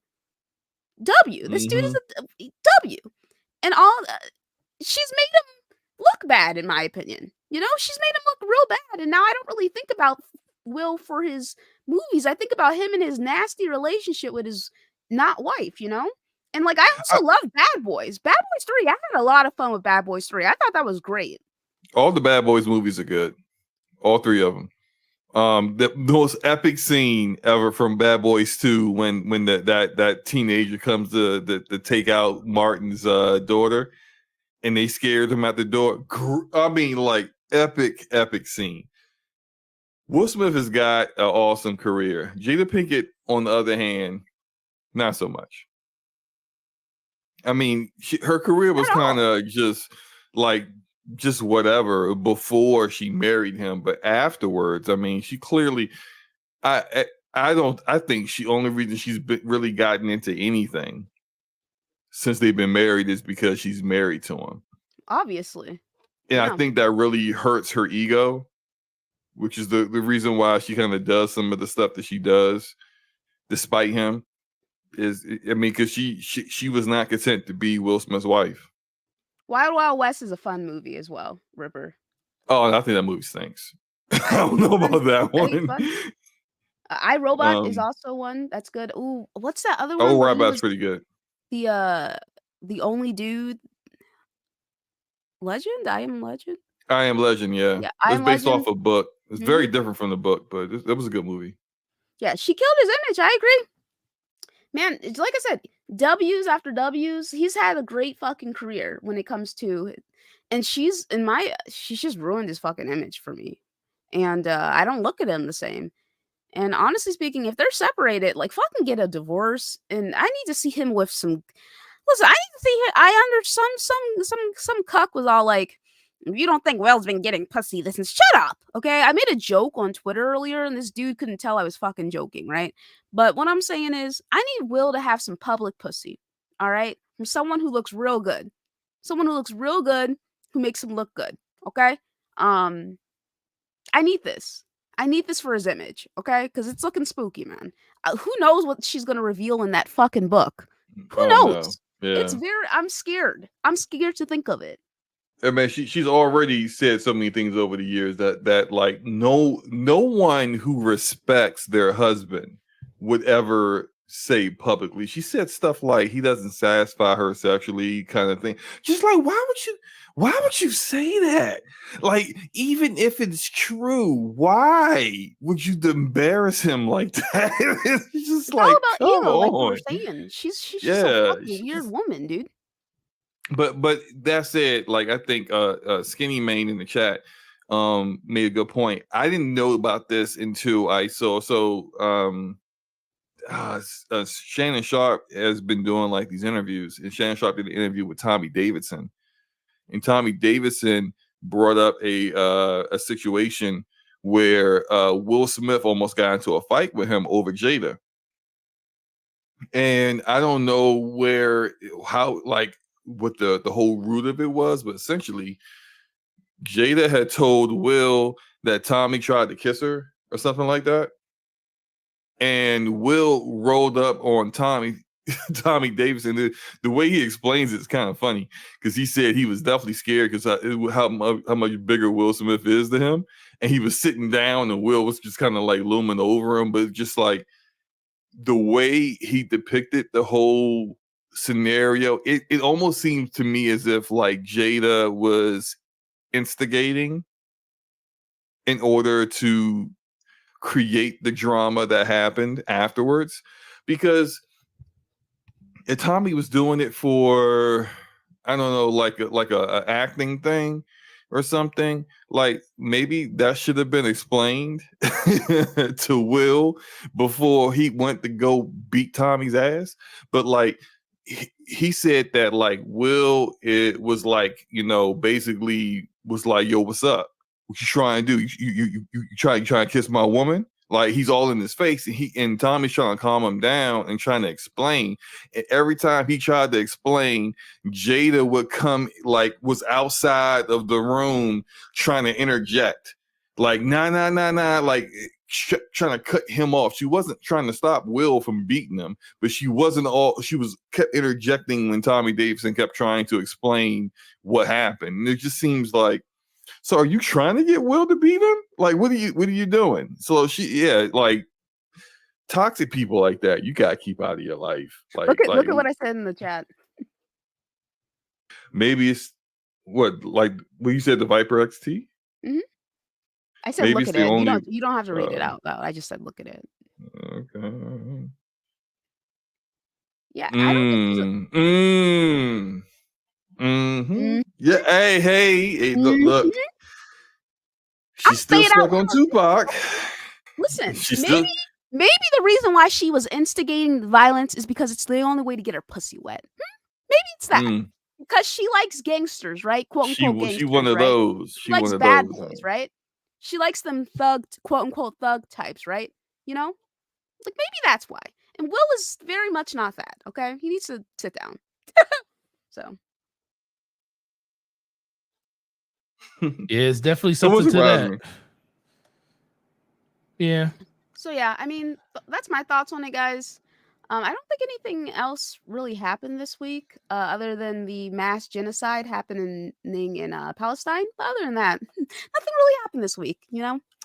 So, let's see here. And I'm not being dismissive about what's happening in Palestine. I think it's absolutely fucking disgusting the way that our government is gaslighting us when the fucking video evidence is right there. And Israel has been committing a genocide against Palestine since the fucking 40s, 60s, one of those. So I think it's absolutely disgusting. I can't believe in 2023 that this shit is happening and we're just letting it happen. But, America siding with the oppressors is actually not that much of a fucking shock. But anyway, moving on from that. And Chicago, too. They came out in support of Israel. And I'm just like, what? After they had a protest a couple days ago in support of Palestine. So that's all I can really say on the matter. But it's been pissing me off all day in between me doing other stuff. So other than that, not too much else going on during this week. Not too much going on in the gaming space or in the dating space. I did see a video. I wish it had been on Twitter so I could play it for y'all. I don't know what it is about women who are super good looking thinking they can just get away with anything. But maybe it's because they're really good looking and that's why. And they've been allowed to get away with a lot. Yeah. That's true. Pretty people, it's called pretty privilege, okay? Good looking people can get away with shit. All right. Now, I can't fucking relate to that. But pretty people can get away with shit, man. Not just pretty people. A lot of people can get away with stuff. It's just easy. It's just easier for pretty people to do it. Yeah. What the hell? Okay, but yeah, so because I just watched an Abba and Preach video on it, where some chick she was talking about how she doesn't do coffee dates. I think we might have talked about this before on the show. Yeah, we did. Yeah. Yeah. Oh, you know what? Speaking of which, Slow-Mo. Yeah, what's up? I'm gonna give you a W, a very rare W that I'm willing. And this is how I am. I'm gonna give you this W live on this show because I know you like attention and you like to be right. I'm gonna give you this W. What? I'm gonna give you this. You heard me. I ain't stutter. I'm gonna give you this. I'm gonna give you this W. This W is last night. I don't know if you realized they put Dune. They added it to Netflix. Probably a week ago. They added. Yeah. Yeah. So I've been watching it a little. Well, So yeah, but yeah. So Yeah, I turned it on. I was like, was nothing else for me to do. I was sitting there. It's like, let me go watch Dune again because the first time I watched it, it was boring as hell. I was tired. Maybe it was the fact that I was tired and it just took forever to, get, to a point where I actually was, happy with it. I ain't gonna lie, Slow-Mo. I watched it. I was well rested. I watched it and I was like, this is actually pretty good. I was like, I'm gonna tell Slow-Mo. Can I been telling you? As I said. I have to give you your W, man. Now I still don't agree with the whole Star Wars take. Now that's some crazy stuff you talking there. But I will say it's not crazy. I will George say, Lucas before you guys stole from continue Dune. on, hey Blaze. Blaze is one of my favorite people in the community. He always keeps What's up, it real. Blaze? What's up, Blaze? What up, It's good to Blaze? see you, buddy. Blaze is a cool dude. He's a cool dude. Blaze is awesome. Dune's better than Star Wars. Thank you. Yes, not only is it better because it's just better, but Are we George talking about- Lucas copied Wait, hold from Dune to make Hold Star on. Wars, and he didn't even Hold do on it that now. great. Are we saying Dune is better than Star Wars because Star Wars has sucked, like the No. iterations of Star I Wars just- has No. sucked I recently? personally prefer Dune. I think Dune is a better story. Okay. I ain't gonna The take that first away two from you. books. You said the what? The first two. The first two books. We'll see. I can't Yeah. wait for the next book to come out. I can't wait for the next I don't one. want to see, like, whenever I have this conversation, because I've had this conversation with Everborn before, and only the people who've read like maybe the first 3 books of Dune can definitely like they see the parallels so clearly where George Lucas copied from Dune, and it's like I don't want to say it because saying it will ruin. It's spoiling the next 2 movies that they're developing on Dune. So I'm not going to say it. I'll just wait until those, like, one movie should have been coming out this year, but it's going to come out next year due to the writer's strike and all that other stuff. But like when they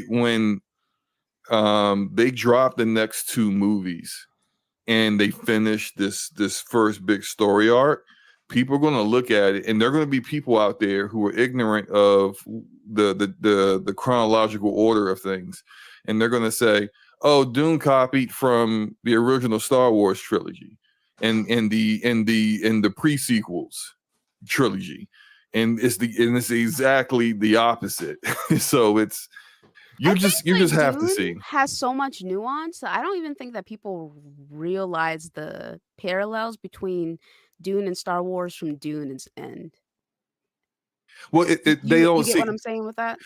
Yeah, but and it's also because it's so they only have done the first half of the first book, and as far as cinema goes right now, so it's those you can see some of the parallels now, but when you get to Dune Messiah, you're gonna be like, oh my god!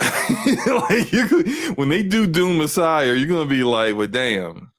That's pretty freaking obvious, and I wish I could go into detail with it, but just doing so would just basically ruin what's going to happen. So I won't please say don't spoil us. But yeah, Dune, in my opinion, is better. Nautical, you prefer Star Wars? I mean, see, it's kind of hard to. I prefer Star Wars just because I have a history with Star Wars. I mean, I've been watching Star Wars ever since I was like watched the very first one. So I got it, Erodimus. I got it. Continue. Yeah, it's just hard for me to say like that Dune. I will say this. I am definitely looking forward to book 2 of Dune. I mean, a Dune. I'm definitely looking forward to that because I do see. You mean the movie? I do see the. Or are you gonna read the book? I'm gonna read the books too, but I definitely want, because that's how you're gonna get the whole context of it all. But I definitely want to see, because I definitely want to see what they do in the second book in the movie. Definitely interested in that. Star Wars is just utter trash right now, so it's kind of not hard for anybody to sit here and say that anything's better than Star Wars. Listen, I'm saying Dune's better than early Star Wars. Yeah, I'm saying. Well, I can't say that. Early Star Wars early Star Wars has Empire Strikes Back in it, and that's kind of hard. What? This has got to be a skit. This has got to be a skit. So okay, this chick, she goes on a first date. She refused to get out of the car because he took her to the Cheesecake Factory. Mind you, he's cute. I think he's cute. Okay. You're recording me? Yeah. Oh, he's Yeah. cute. This is the Cheesecake Factory. This is the Cheesecake Factory, y'all. What's the problem with that? Cheesecake This is a chain Factory. restaurant. Who takes someone that looks like this What? Bro. to a chain restaurant? I'm blocking your ass. What? I'm fine with talking about it, even in front of them. Looks like Oh you. yeah, I want to talk about it. Yeah, come on, get it on in the car. Yeah, we're gonna talk about it. I mean, look. I mean, he could have took you to Burger King. Not Shit, you look like you shouldn't even care. Maybe we're not right for each other. He's so Facts. cute. Oh my goodness. So respectfully, And so nice too. I'd be like, get the fuck out of my car, bitch. That's just me. I'd be That's like, just yo, me. why you on camera? Get out my car. Why I'd be you like, on get the fuck camera? out of my car. But that's just me. That's just me. Yeah. And he was right to say that. You just want to call it a night? Yes. I mean, Yeah. isn't there some kind of compromise or something? No. Ladies, can you believe this? Hell no. I'm sorry, Ladies, can you delete? Get the fuck out How my old car. do you think she is? For real though. Put your fucking She looked like she might old be as my age. hell. Hey, man. That's what Don't she say look- old, she look don't old say as old as hell hell. right after I said she might be my age, man. But Old no, as hell. she look like she is in late 30s, early 40s. You know, obesity. I don't know if she's obese. She kind of looks a little big. I don't know. She looked like a big girl. That's why the camera Yeah, is angled the way it is. Obesity does make people look older, so it might be that too. I don't know. I don't know. I can't tell. Yeah, you She ain't in her 20s. She definitely ain't in her 20s. I think Yeah. 30s. I mean, you didn't want this place. She's too old to be acting like this. Yeah, We all agree on that. understand that I think she's closer to my I age. was late. I understand that. I'm sorry, you were late? understand that I could have been a bit more cooperative. You and your raspy ass You voice. you made some good points. Wait, That's she why was I'm willing late? to compromise. She was Yeah. late Are you sure you in wanna go home? addition to Yes. not wanting to get out of the car because she's. This is a skit. I refuse to believe. It's gotta be a skit, bro. I It's refuse gotta to believe be. there are women this terrible. I just can't. I gotta do. Social media is a fucking disease because it is ruining people. It's ruining people, in my opinion. Like she Okay. ruined a date with a guy who seemed like he seemed like a reasonable dude. He said, "Why are you filming this? Is there something wrong with the Cheesecake Factory? Okay, maybe we just aren't right for each other. I'll take you home." Like he could have been like, "Get the fuck out of my car, bitch," because that's what I would have said. That's what I would have said. I'm just saying, that's what I would have said, right? But he chose the correct route, especially because he was being filmed. So Yes, that's the big thing right there. Anybody who pulls out their phone and starts filming during a date, the date's over automatically. It's a wrap. like a big. I don't want to talk to you no more. I'm blocking you on the phone. I'll take you home because I did pick you up, but it's a wrap on that. Like that doesn't need to be like, what are you doing? Like clearly you're all more about your social image than actually this actual date. So Wow. Okay. what? So Arcade said, Luca, you missed the part where he said he had reservations, but she made them late, so he had to change it. Yeah, get her out of here, dude. Get her out of here. Get her fucking out of here. Get her out of here. So they ended up at the Olive Garden, which is even worse than the Cheesecake Factory because she wasn't on time. I mean, listen, because she wasn't on time. Everything is her fault. Here's my thing, right? Mhm. First of all, nobody likes that shade of lipstick, okay? It doesn't work for anybody. All right, that's the first thing I'm gonna fucking say. Even as someone who doesn't wear makeup, I'm not vibing with her look, okay? I'm not saying no, I'm just not vibing with her look. I don't like the shade. What shade would have worked better for her? Maybe, especially now, purple and green can work in some instances, but she looks, I mean, it's giving the Joker. You know what I'm saying? And that makes sense because she's a fucking clown, you know? So what shade would have gone better on her face? Maybe like a red? What do you guys think? I don't know. I'm just kind of stuck on the her Man, no, you say it slow mo, you fuck freaking trash. Like these them really not cleaned up braids she got going on, like that. Look a little dusty, a little a little blurry up there. It's just like, what's happening with the hair? Like, you clearly not on point. You're definitely got the camera angled in the way to keep that gut out the camera. Like, I hate to go in on the woman, but she asked for it, acting like that. Like, you can't be like, and this is, again, this is if it's not a skit. I think this is a skit. Like, this is definite. This woman can't be this completely out of her mind with these kind of like requests and so what's a good place to eat? Ruth Chris?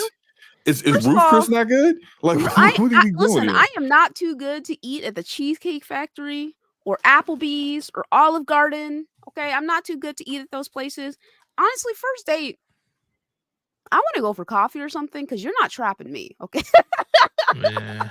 I am not gonna feel obligated for shit. Okay.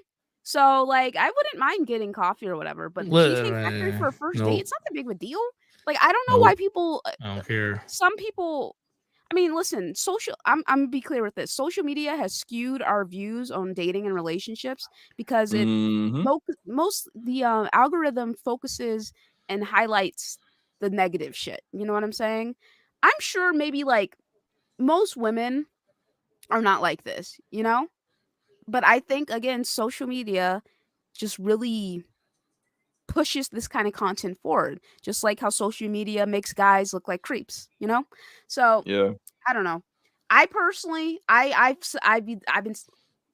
You can't be ugly and a bitch, man. I always fucking say that, and I say it from the bottom of my heart. You gotta choose one. You can either be fat and jolly or a bitch and hot. Okay, you gotta choose. All right, I don't make the rules. Fucking society does. Okay, saying choose a struggle.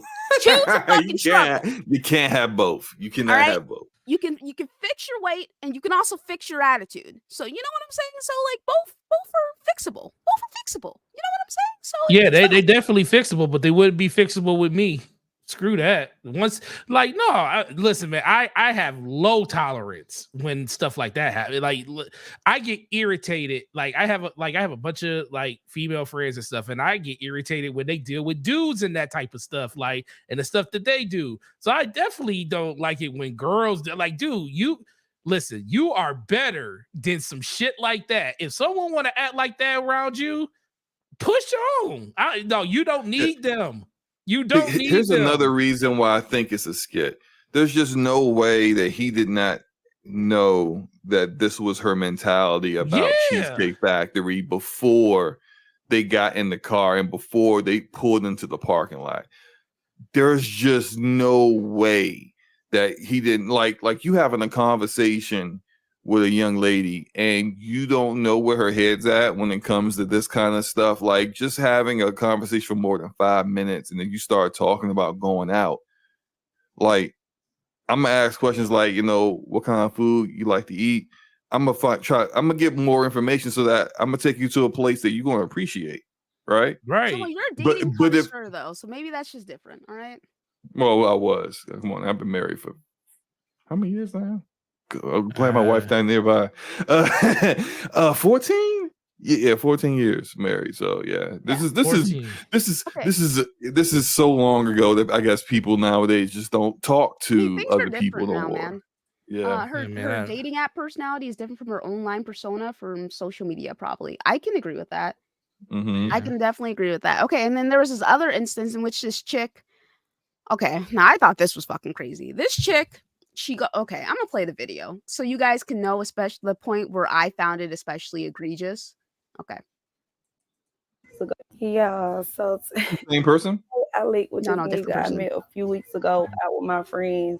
This nigga been texting me for weeks talking to himself. Why I didn't block him, bitch? I don't know. All right, so first red flag. You've been texting this chick for weeks now, and she's not responded to you at all. Mm-hmm. Give it up, man. You take a major L for making yourself look like a clown. All right? Yeah. Mm-hmm. Like, if she doesn't respond after the third message, she doesn't fucking want you. Move on. Mm-hmm. So then she finally responds to him, and she's like, okay, take me to this restaurant, right? But today I was bored and I had time. So he texted me like, can we meet for drinks? And I'm like, yeah, meet me here. They got the best fucking oysters in Atlanta, like hands down. So I'm like, yes, I can get some content. Come on. It's so good. I get some So yeah, content. she pulls out her phone, Wow. she starts recording. Okay, now I'm not gonna play the full thing. She ordered 4 plates of oysters. So she had 48 oysters. Fat ass. Shit. That shit irritate me, man. What the fuck? How are you eating so many oysters? Man, it's irritating, man. I need some content and you up here eating. So after that, Look at that. I'm like, baby, what's next? What I'm about to eat? These Up here talking to- potatoes. You still? Well, hold on, Still pause. eating. He's still trying to eat after 40. Man, get the hell up out of here, bro. They was so good. Did he take out And Jabba the crab Hutt? cakes. Everything was so good. 10, baby. Why the fuck this bitch ass nigga say he going to the bathroom and never come back? Good. You good? Hell yeah, I'm leave like, that hold bill. the W fuck for on. him. It's been like 10, 20, 30 minutes, bitch. What the fuck this nigga at? Had to end up grabbing a tab, bitch. Nigga left me with his little one fucking drink. Yeah, bitch. Good. I'm so glad bitch keep me some money, cause what? That was crazy to me. And I said, bitch, you run out on the tab.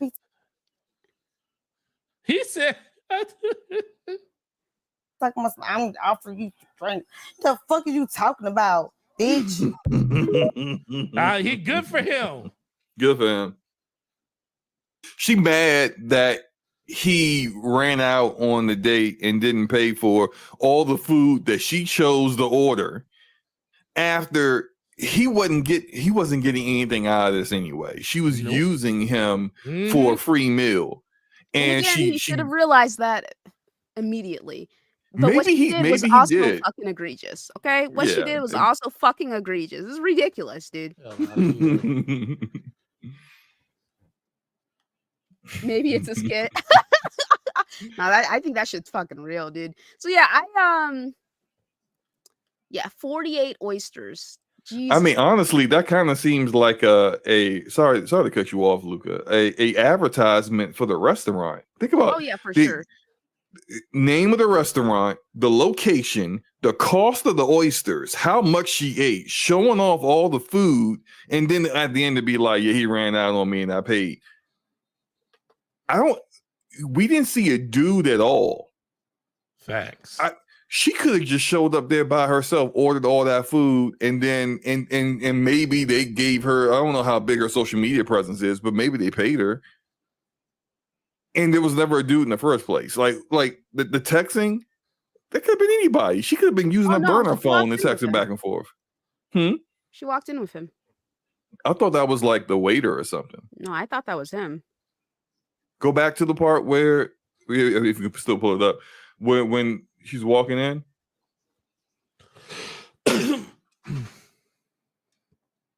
Yeah, I thought that was yeah, that's definitely the waiter because he was putting down the menus. Oh, you think so? Maybe she did go by herself? Yeah, we never saw a dude. They didn't even see a hand or like his leg or something. Nothing. Oh, that's fair. And she showed up claiming that she was coming with someone else, ordered a drink for someone else. Did you notice the part where she said and left his little drink? That drink was full. Mm-hmm. So she of course she drank it because she ordered the drink for the non-person that wasn't there. That was there. This whole thing, like people be engagement grifters. People be doing this stuff all for the attention. She did that for a TikTok. It worked.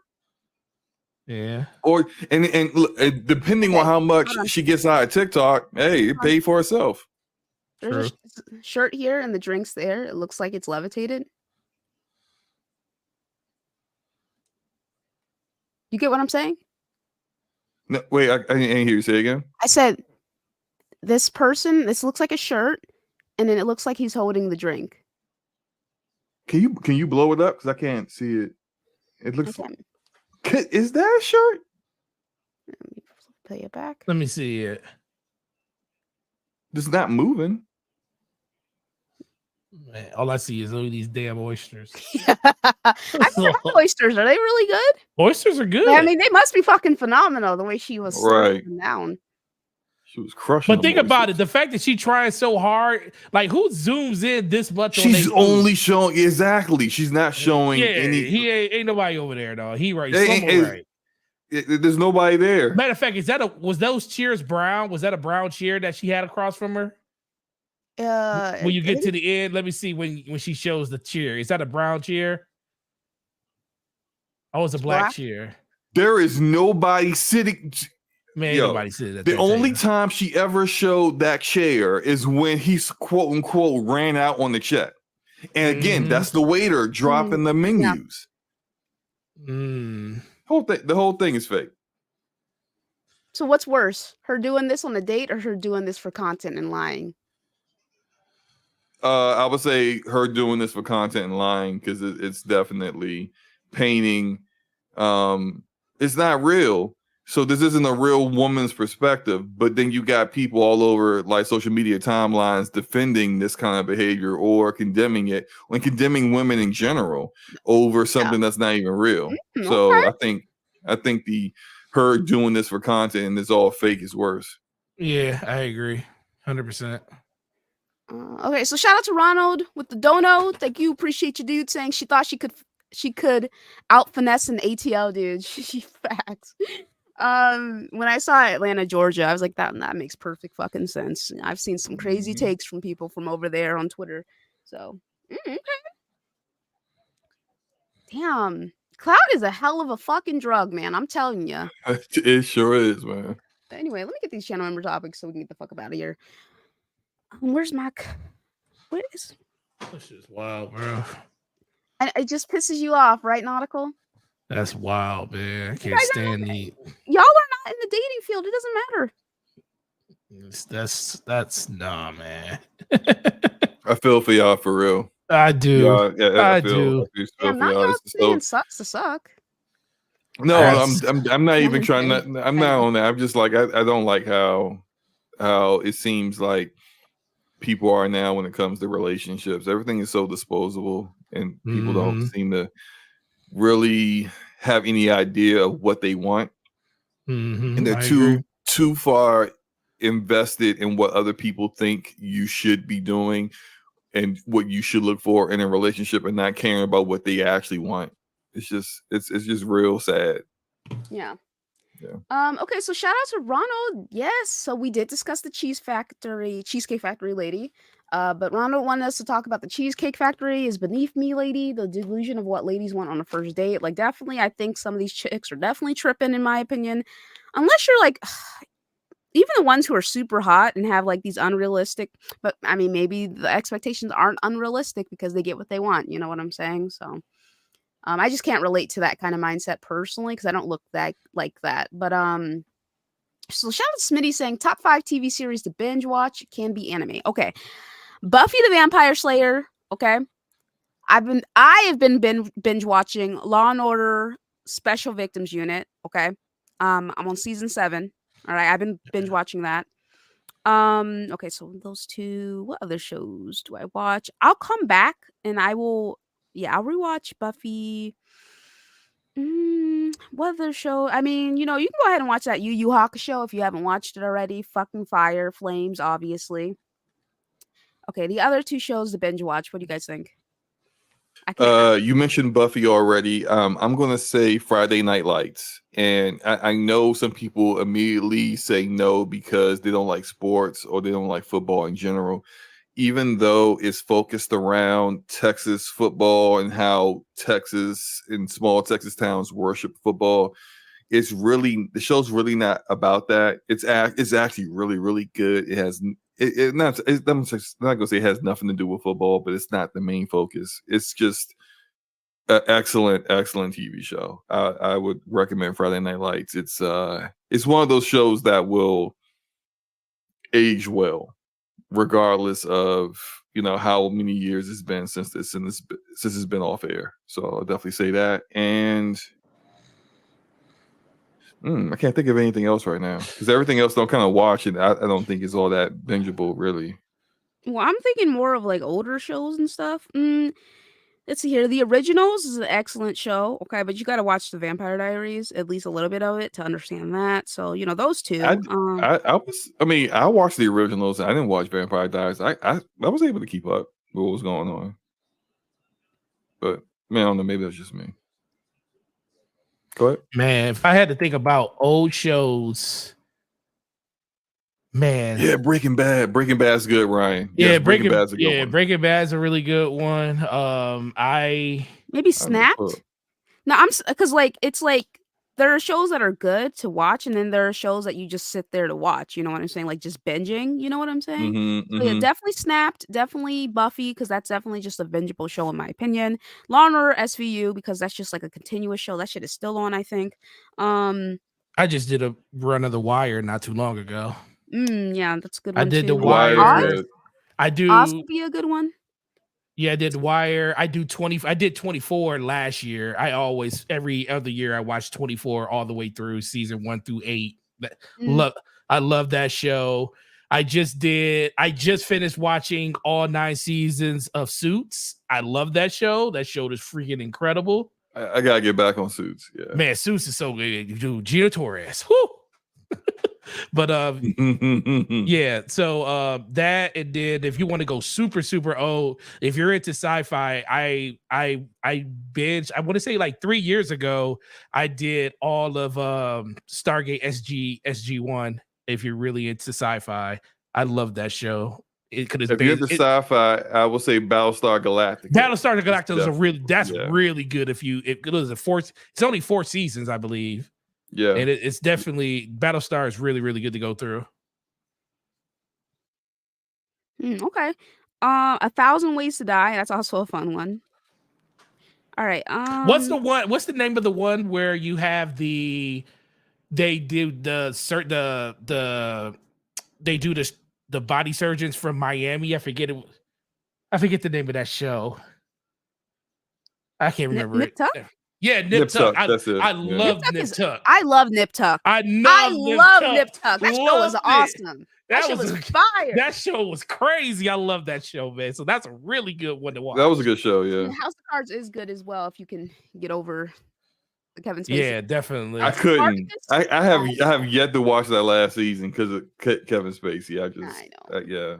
Spartacus is fucking awesome. Dark Lord Fusion, fucking I love Spartacus. That shit is fire, dude. Fire. I felt bad, yeah. I felt bad after what happened after the first season, but I forget his name. He did really, really well in the second season, and it kind of made it not as a hard fall as I thought it was going to be after they passed away after the first season. All right, but yeah, okay, and then Jada and Will, we talked about that. Okay, so Phil wants to talk about people getting thrown under the bus. I got 3 others that need to be. First, can we give Phil Spencer an L for not throwing Bobby Kotick under the bus immediately, both figuratively and literally? Well, he can't do that publicly because the stock would fall. Right. So, yeah, there's some business stuff that the most that he could do was show Bobby the door and put an end date on his involvement with Activision, which is exactly what he did. So if anything, we can say that he's definitely holding Bobby as accountable as he possibly can. But there's only so much you can do when the guy is going to get like $300 million to leave. Exactly. And then facts, Ronald, the USA FX shows were fucking fire back then, dude. House. Come on now. Royal Pains. Burn Notice. Burn Notice? Come on now. Burn Notice is so good, yo. Fire. All right. I gotta rewatch Burn Notice now. I gotta find out where I can stream Burn Notice now. So, that shit was fucking flames, my boy. Sons of Anarchy is pretty good too. Okay, so second, I'm throwing the homie Stealth under the bus for his tweet about Mario Wonder, spoilers being in the wild. Do y'all consider gameplay mechanics / features as spoilers? And if so, can you give one example of a gameplay mechanic / feature that you would consider a major spoiler for a specific game? No. I mean, technically it's a spoiler, but it's one where it's like, I mean, what did you expect? Like You know, like, do you get what I'm saying? Like, Yeah, I think spoilers are really like they're story elements. Like it's yeah. not. Now there are times where I would say, when in God of War Ragnarok, when you play as Atreus, that's a bit like when people started revealing that. I think that was a bit of a spoiler, just because it kind of shows that the focus of the story went away from Kratos for those periods of time. But like game mechanics, I don't think that's a spoiler. Like, I mean, that's how you feature a game. Like, take Spider-Man 2 that's coming out next week. That you can combine attacks or do like combination stuff between Miles and Peter. I think that's a gameplay agree. feature that people would have loved to see, that you could switch back and forth between them. I don't think that's a spoiler at all. So Yeah, I agree. And the last thing, unless you got something nautical. Nah, I'm out. I'm good. All right. By So the the way, last Luca, Burn Notice is on Hulu. nice. I don't have Hulu. Oh. But nice. The last thing being thrown under the bus right now is AI. Is it truly a problem for companies to start focusing more on AI? I feel like we tend to forget that these fears always occur when there's a new advancement in our civ. Video killed the radio star, but led to more jobs overall due to the requirement of more folks for the videos. Games now move towards using engines over needing to make tools after every game, which has led to larger staff sizes at these companies. And film affected plays, but again allowed for more jobs for the new roles required to make that happen. Guess what all those things have in common, though? Actual people. AI is trying to take over for actual people. It's not replacing one form of entertainment featuring people with another form of entertainment featuring people. It's trying to use technology in order to take over roles for humans. Therefore, there's less roles available, less jobs. Plus, AI is basically going around. It's like taking stuff from the internet and compiling things together. It's stealing. You know, it's stealing. So I personally don't really see. And also, okay, I have my own bias of this. Listen, I'm fucking afraid of shit like Skynet. Okay, I'm gonna be the one to say it. All right, I definitely, because if that shit happened, they're killing us off, man.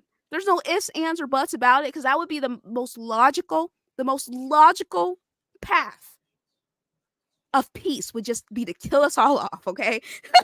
Because humans, we're fucked, all right? As a society in whole, we're fucked, all right? So I'm afraid of AI, personally, okay? That's just me. But don't you kind of feel like you can't put the AI genie back in the bottle at this point? I mean, like you cannot. Yeah, I mean, like Nvidia, I looked at like the earnings of Nvidia quarterly ever since they got into AI, and I mean, I'm honestly kind of shocked they're still even caring about GPUs at this point. They are now earning from AI what they would generate in revenue for everything else they were involved in prior to them getting into AI, all in one quarter. It's crazy how much they're getting out of it, and it makes total sense if you're a business and this is going to generate a ton of money for you, that you would invest in that. And it's just, I think there's no way to stop it, but at the same time we have to be responsible, or try to be as responsible as possible. Like Hollywood studios and production companies trying to get actors to agree to have their likeness used. Like, no, like absolutely not. Like that's where it's like you're being irresponsible with it, because at some point, if they would have allowed that to happen, they would have been like that Black Mirror episode where with what's her name that she was in it. I can't remember the name of the actress that was in it, but essentially it was like they were taking actors and putting them in roles where they wouldn't agree to do certain things, and they were just not cool with it. But they had signed a contract that allowed them to use their AI likeness for all kinds of content that they didn't agree with. So There's even a case now where, like, so for example, Cyberpunk 2077, the Ripper Doc who plays Victor, like the main Ripper Doc in the story in the game, that voice actor died back in 2021. In order to get new lines read for Phantom Liberty and new content, they got permission from that actor's family to use AI with his voice and to run those at new least they lines. got permission, but still. Right. But then even in that was like, so I think like the Actors Guild or whatever acting commission they got over there in Poland was not cool with that.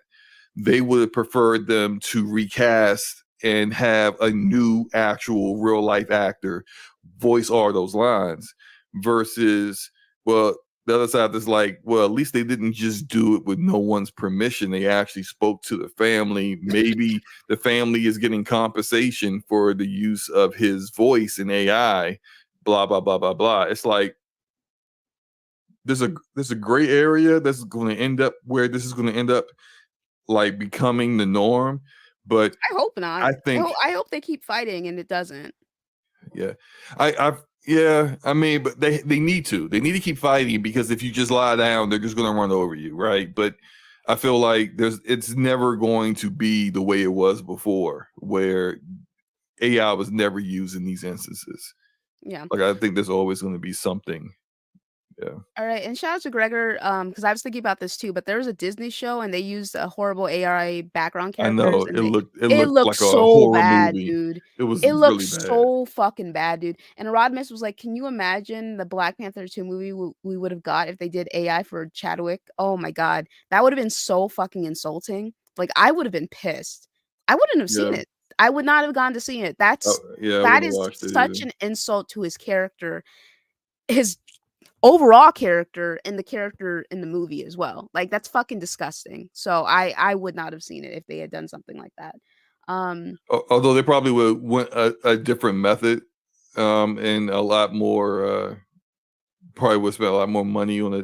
They probably would have had a real actual actor with the same build as Chadwick do all the actual physical acting, and then have used technology to put Chadwick's face on that actor, and then use his voice AI to do the actual lines, which probably would have ended up being a lot better than those background AI nonsense that looked like something out of a horror movie that was It on that doesn't Disney matter how TV it show. looks, in my opinion. It's just the concept of them doing that with someone who's already passed on.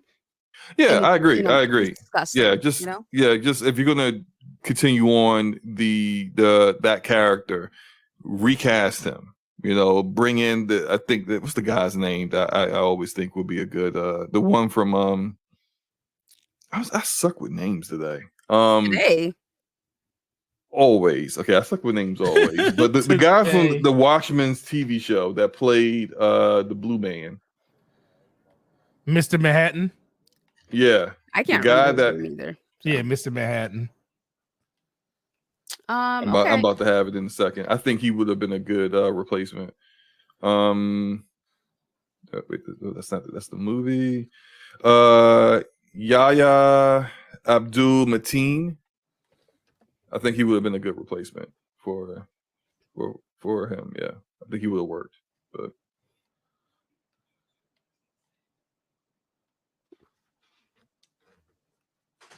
yeah, okay. That's the guy. He was in Aquaman, right? Mantis? yes, he was. He played Mantis. Yeah. Gotcha. All right, let's go ahead and fuck up out of here. Shout out to my channel members. I love you, babes. Listen, Stone asked a week ago. She said, "Would you rather have a duckling the size of a rhino or 100 rhinos the size of ducklings?" Let me tell you something about ducks, Stone. I learned some very disturbing things about ducks. So definitely not the fucking duck, okay? I'll take the rhinos. All right. So, I mean, there might be some disturbing shit about the rhinos too. I don't know at this point. But anyway, shout out to Tevin, Lionel, Bari, Ronald, Phil, Jarrell, Dealer, Mr. Dolo Gaming, Starchild Swag, MJ, Mike, Iman, Damien, Dirk, King Metrotron, Meat Puppet, Scroat, John Ladon, Smokes, Lord Jorenza, Stardust, Riskit, Stone, Starbuck, Kenny, DC, Big Daddy, Smitty, El Huito, Subnegro, Yobi, Jazzy, Dominic, Sir Duck, Sycamore, Zion, Danelle Brisky, Corey, Lightstrife, Arcade, Pepitio, Nautical, Jet, Envy, Slomo, and Hannibal. And yes, guys, in theory, I'm going to start making videos again in fucking theory. We'll see. We'll see what happens. Anyway, let's get the fuck up out of here. Thank you guys so much for coming through and hanging out with us. Great conversations. So Yo, fun show as usual. Had a good time, good chat. Hope you guys enjoy your games, enjoy your weekend, and peace out. Nautical. Yo, Gaming Forte everywhere. YouTube, Twitter, Xbox, PlayStation, DBS Podcast, Thursday, 9 p.m. with the homie Slow-Mo. Come check us out. Enjoy the games you're playing. Enjoy your weekend. And have a good day. All right. Peace, y'all. Appreciate you guys. Be safe, guys. And free Palestine. Yep.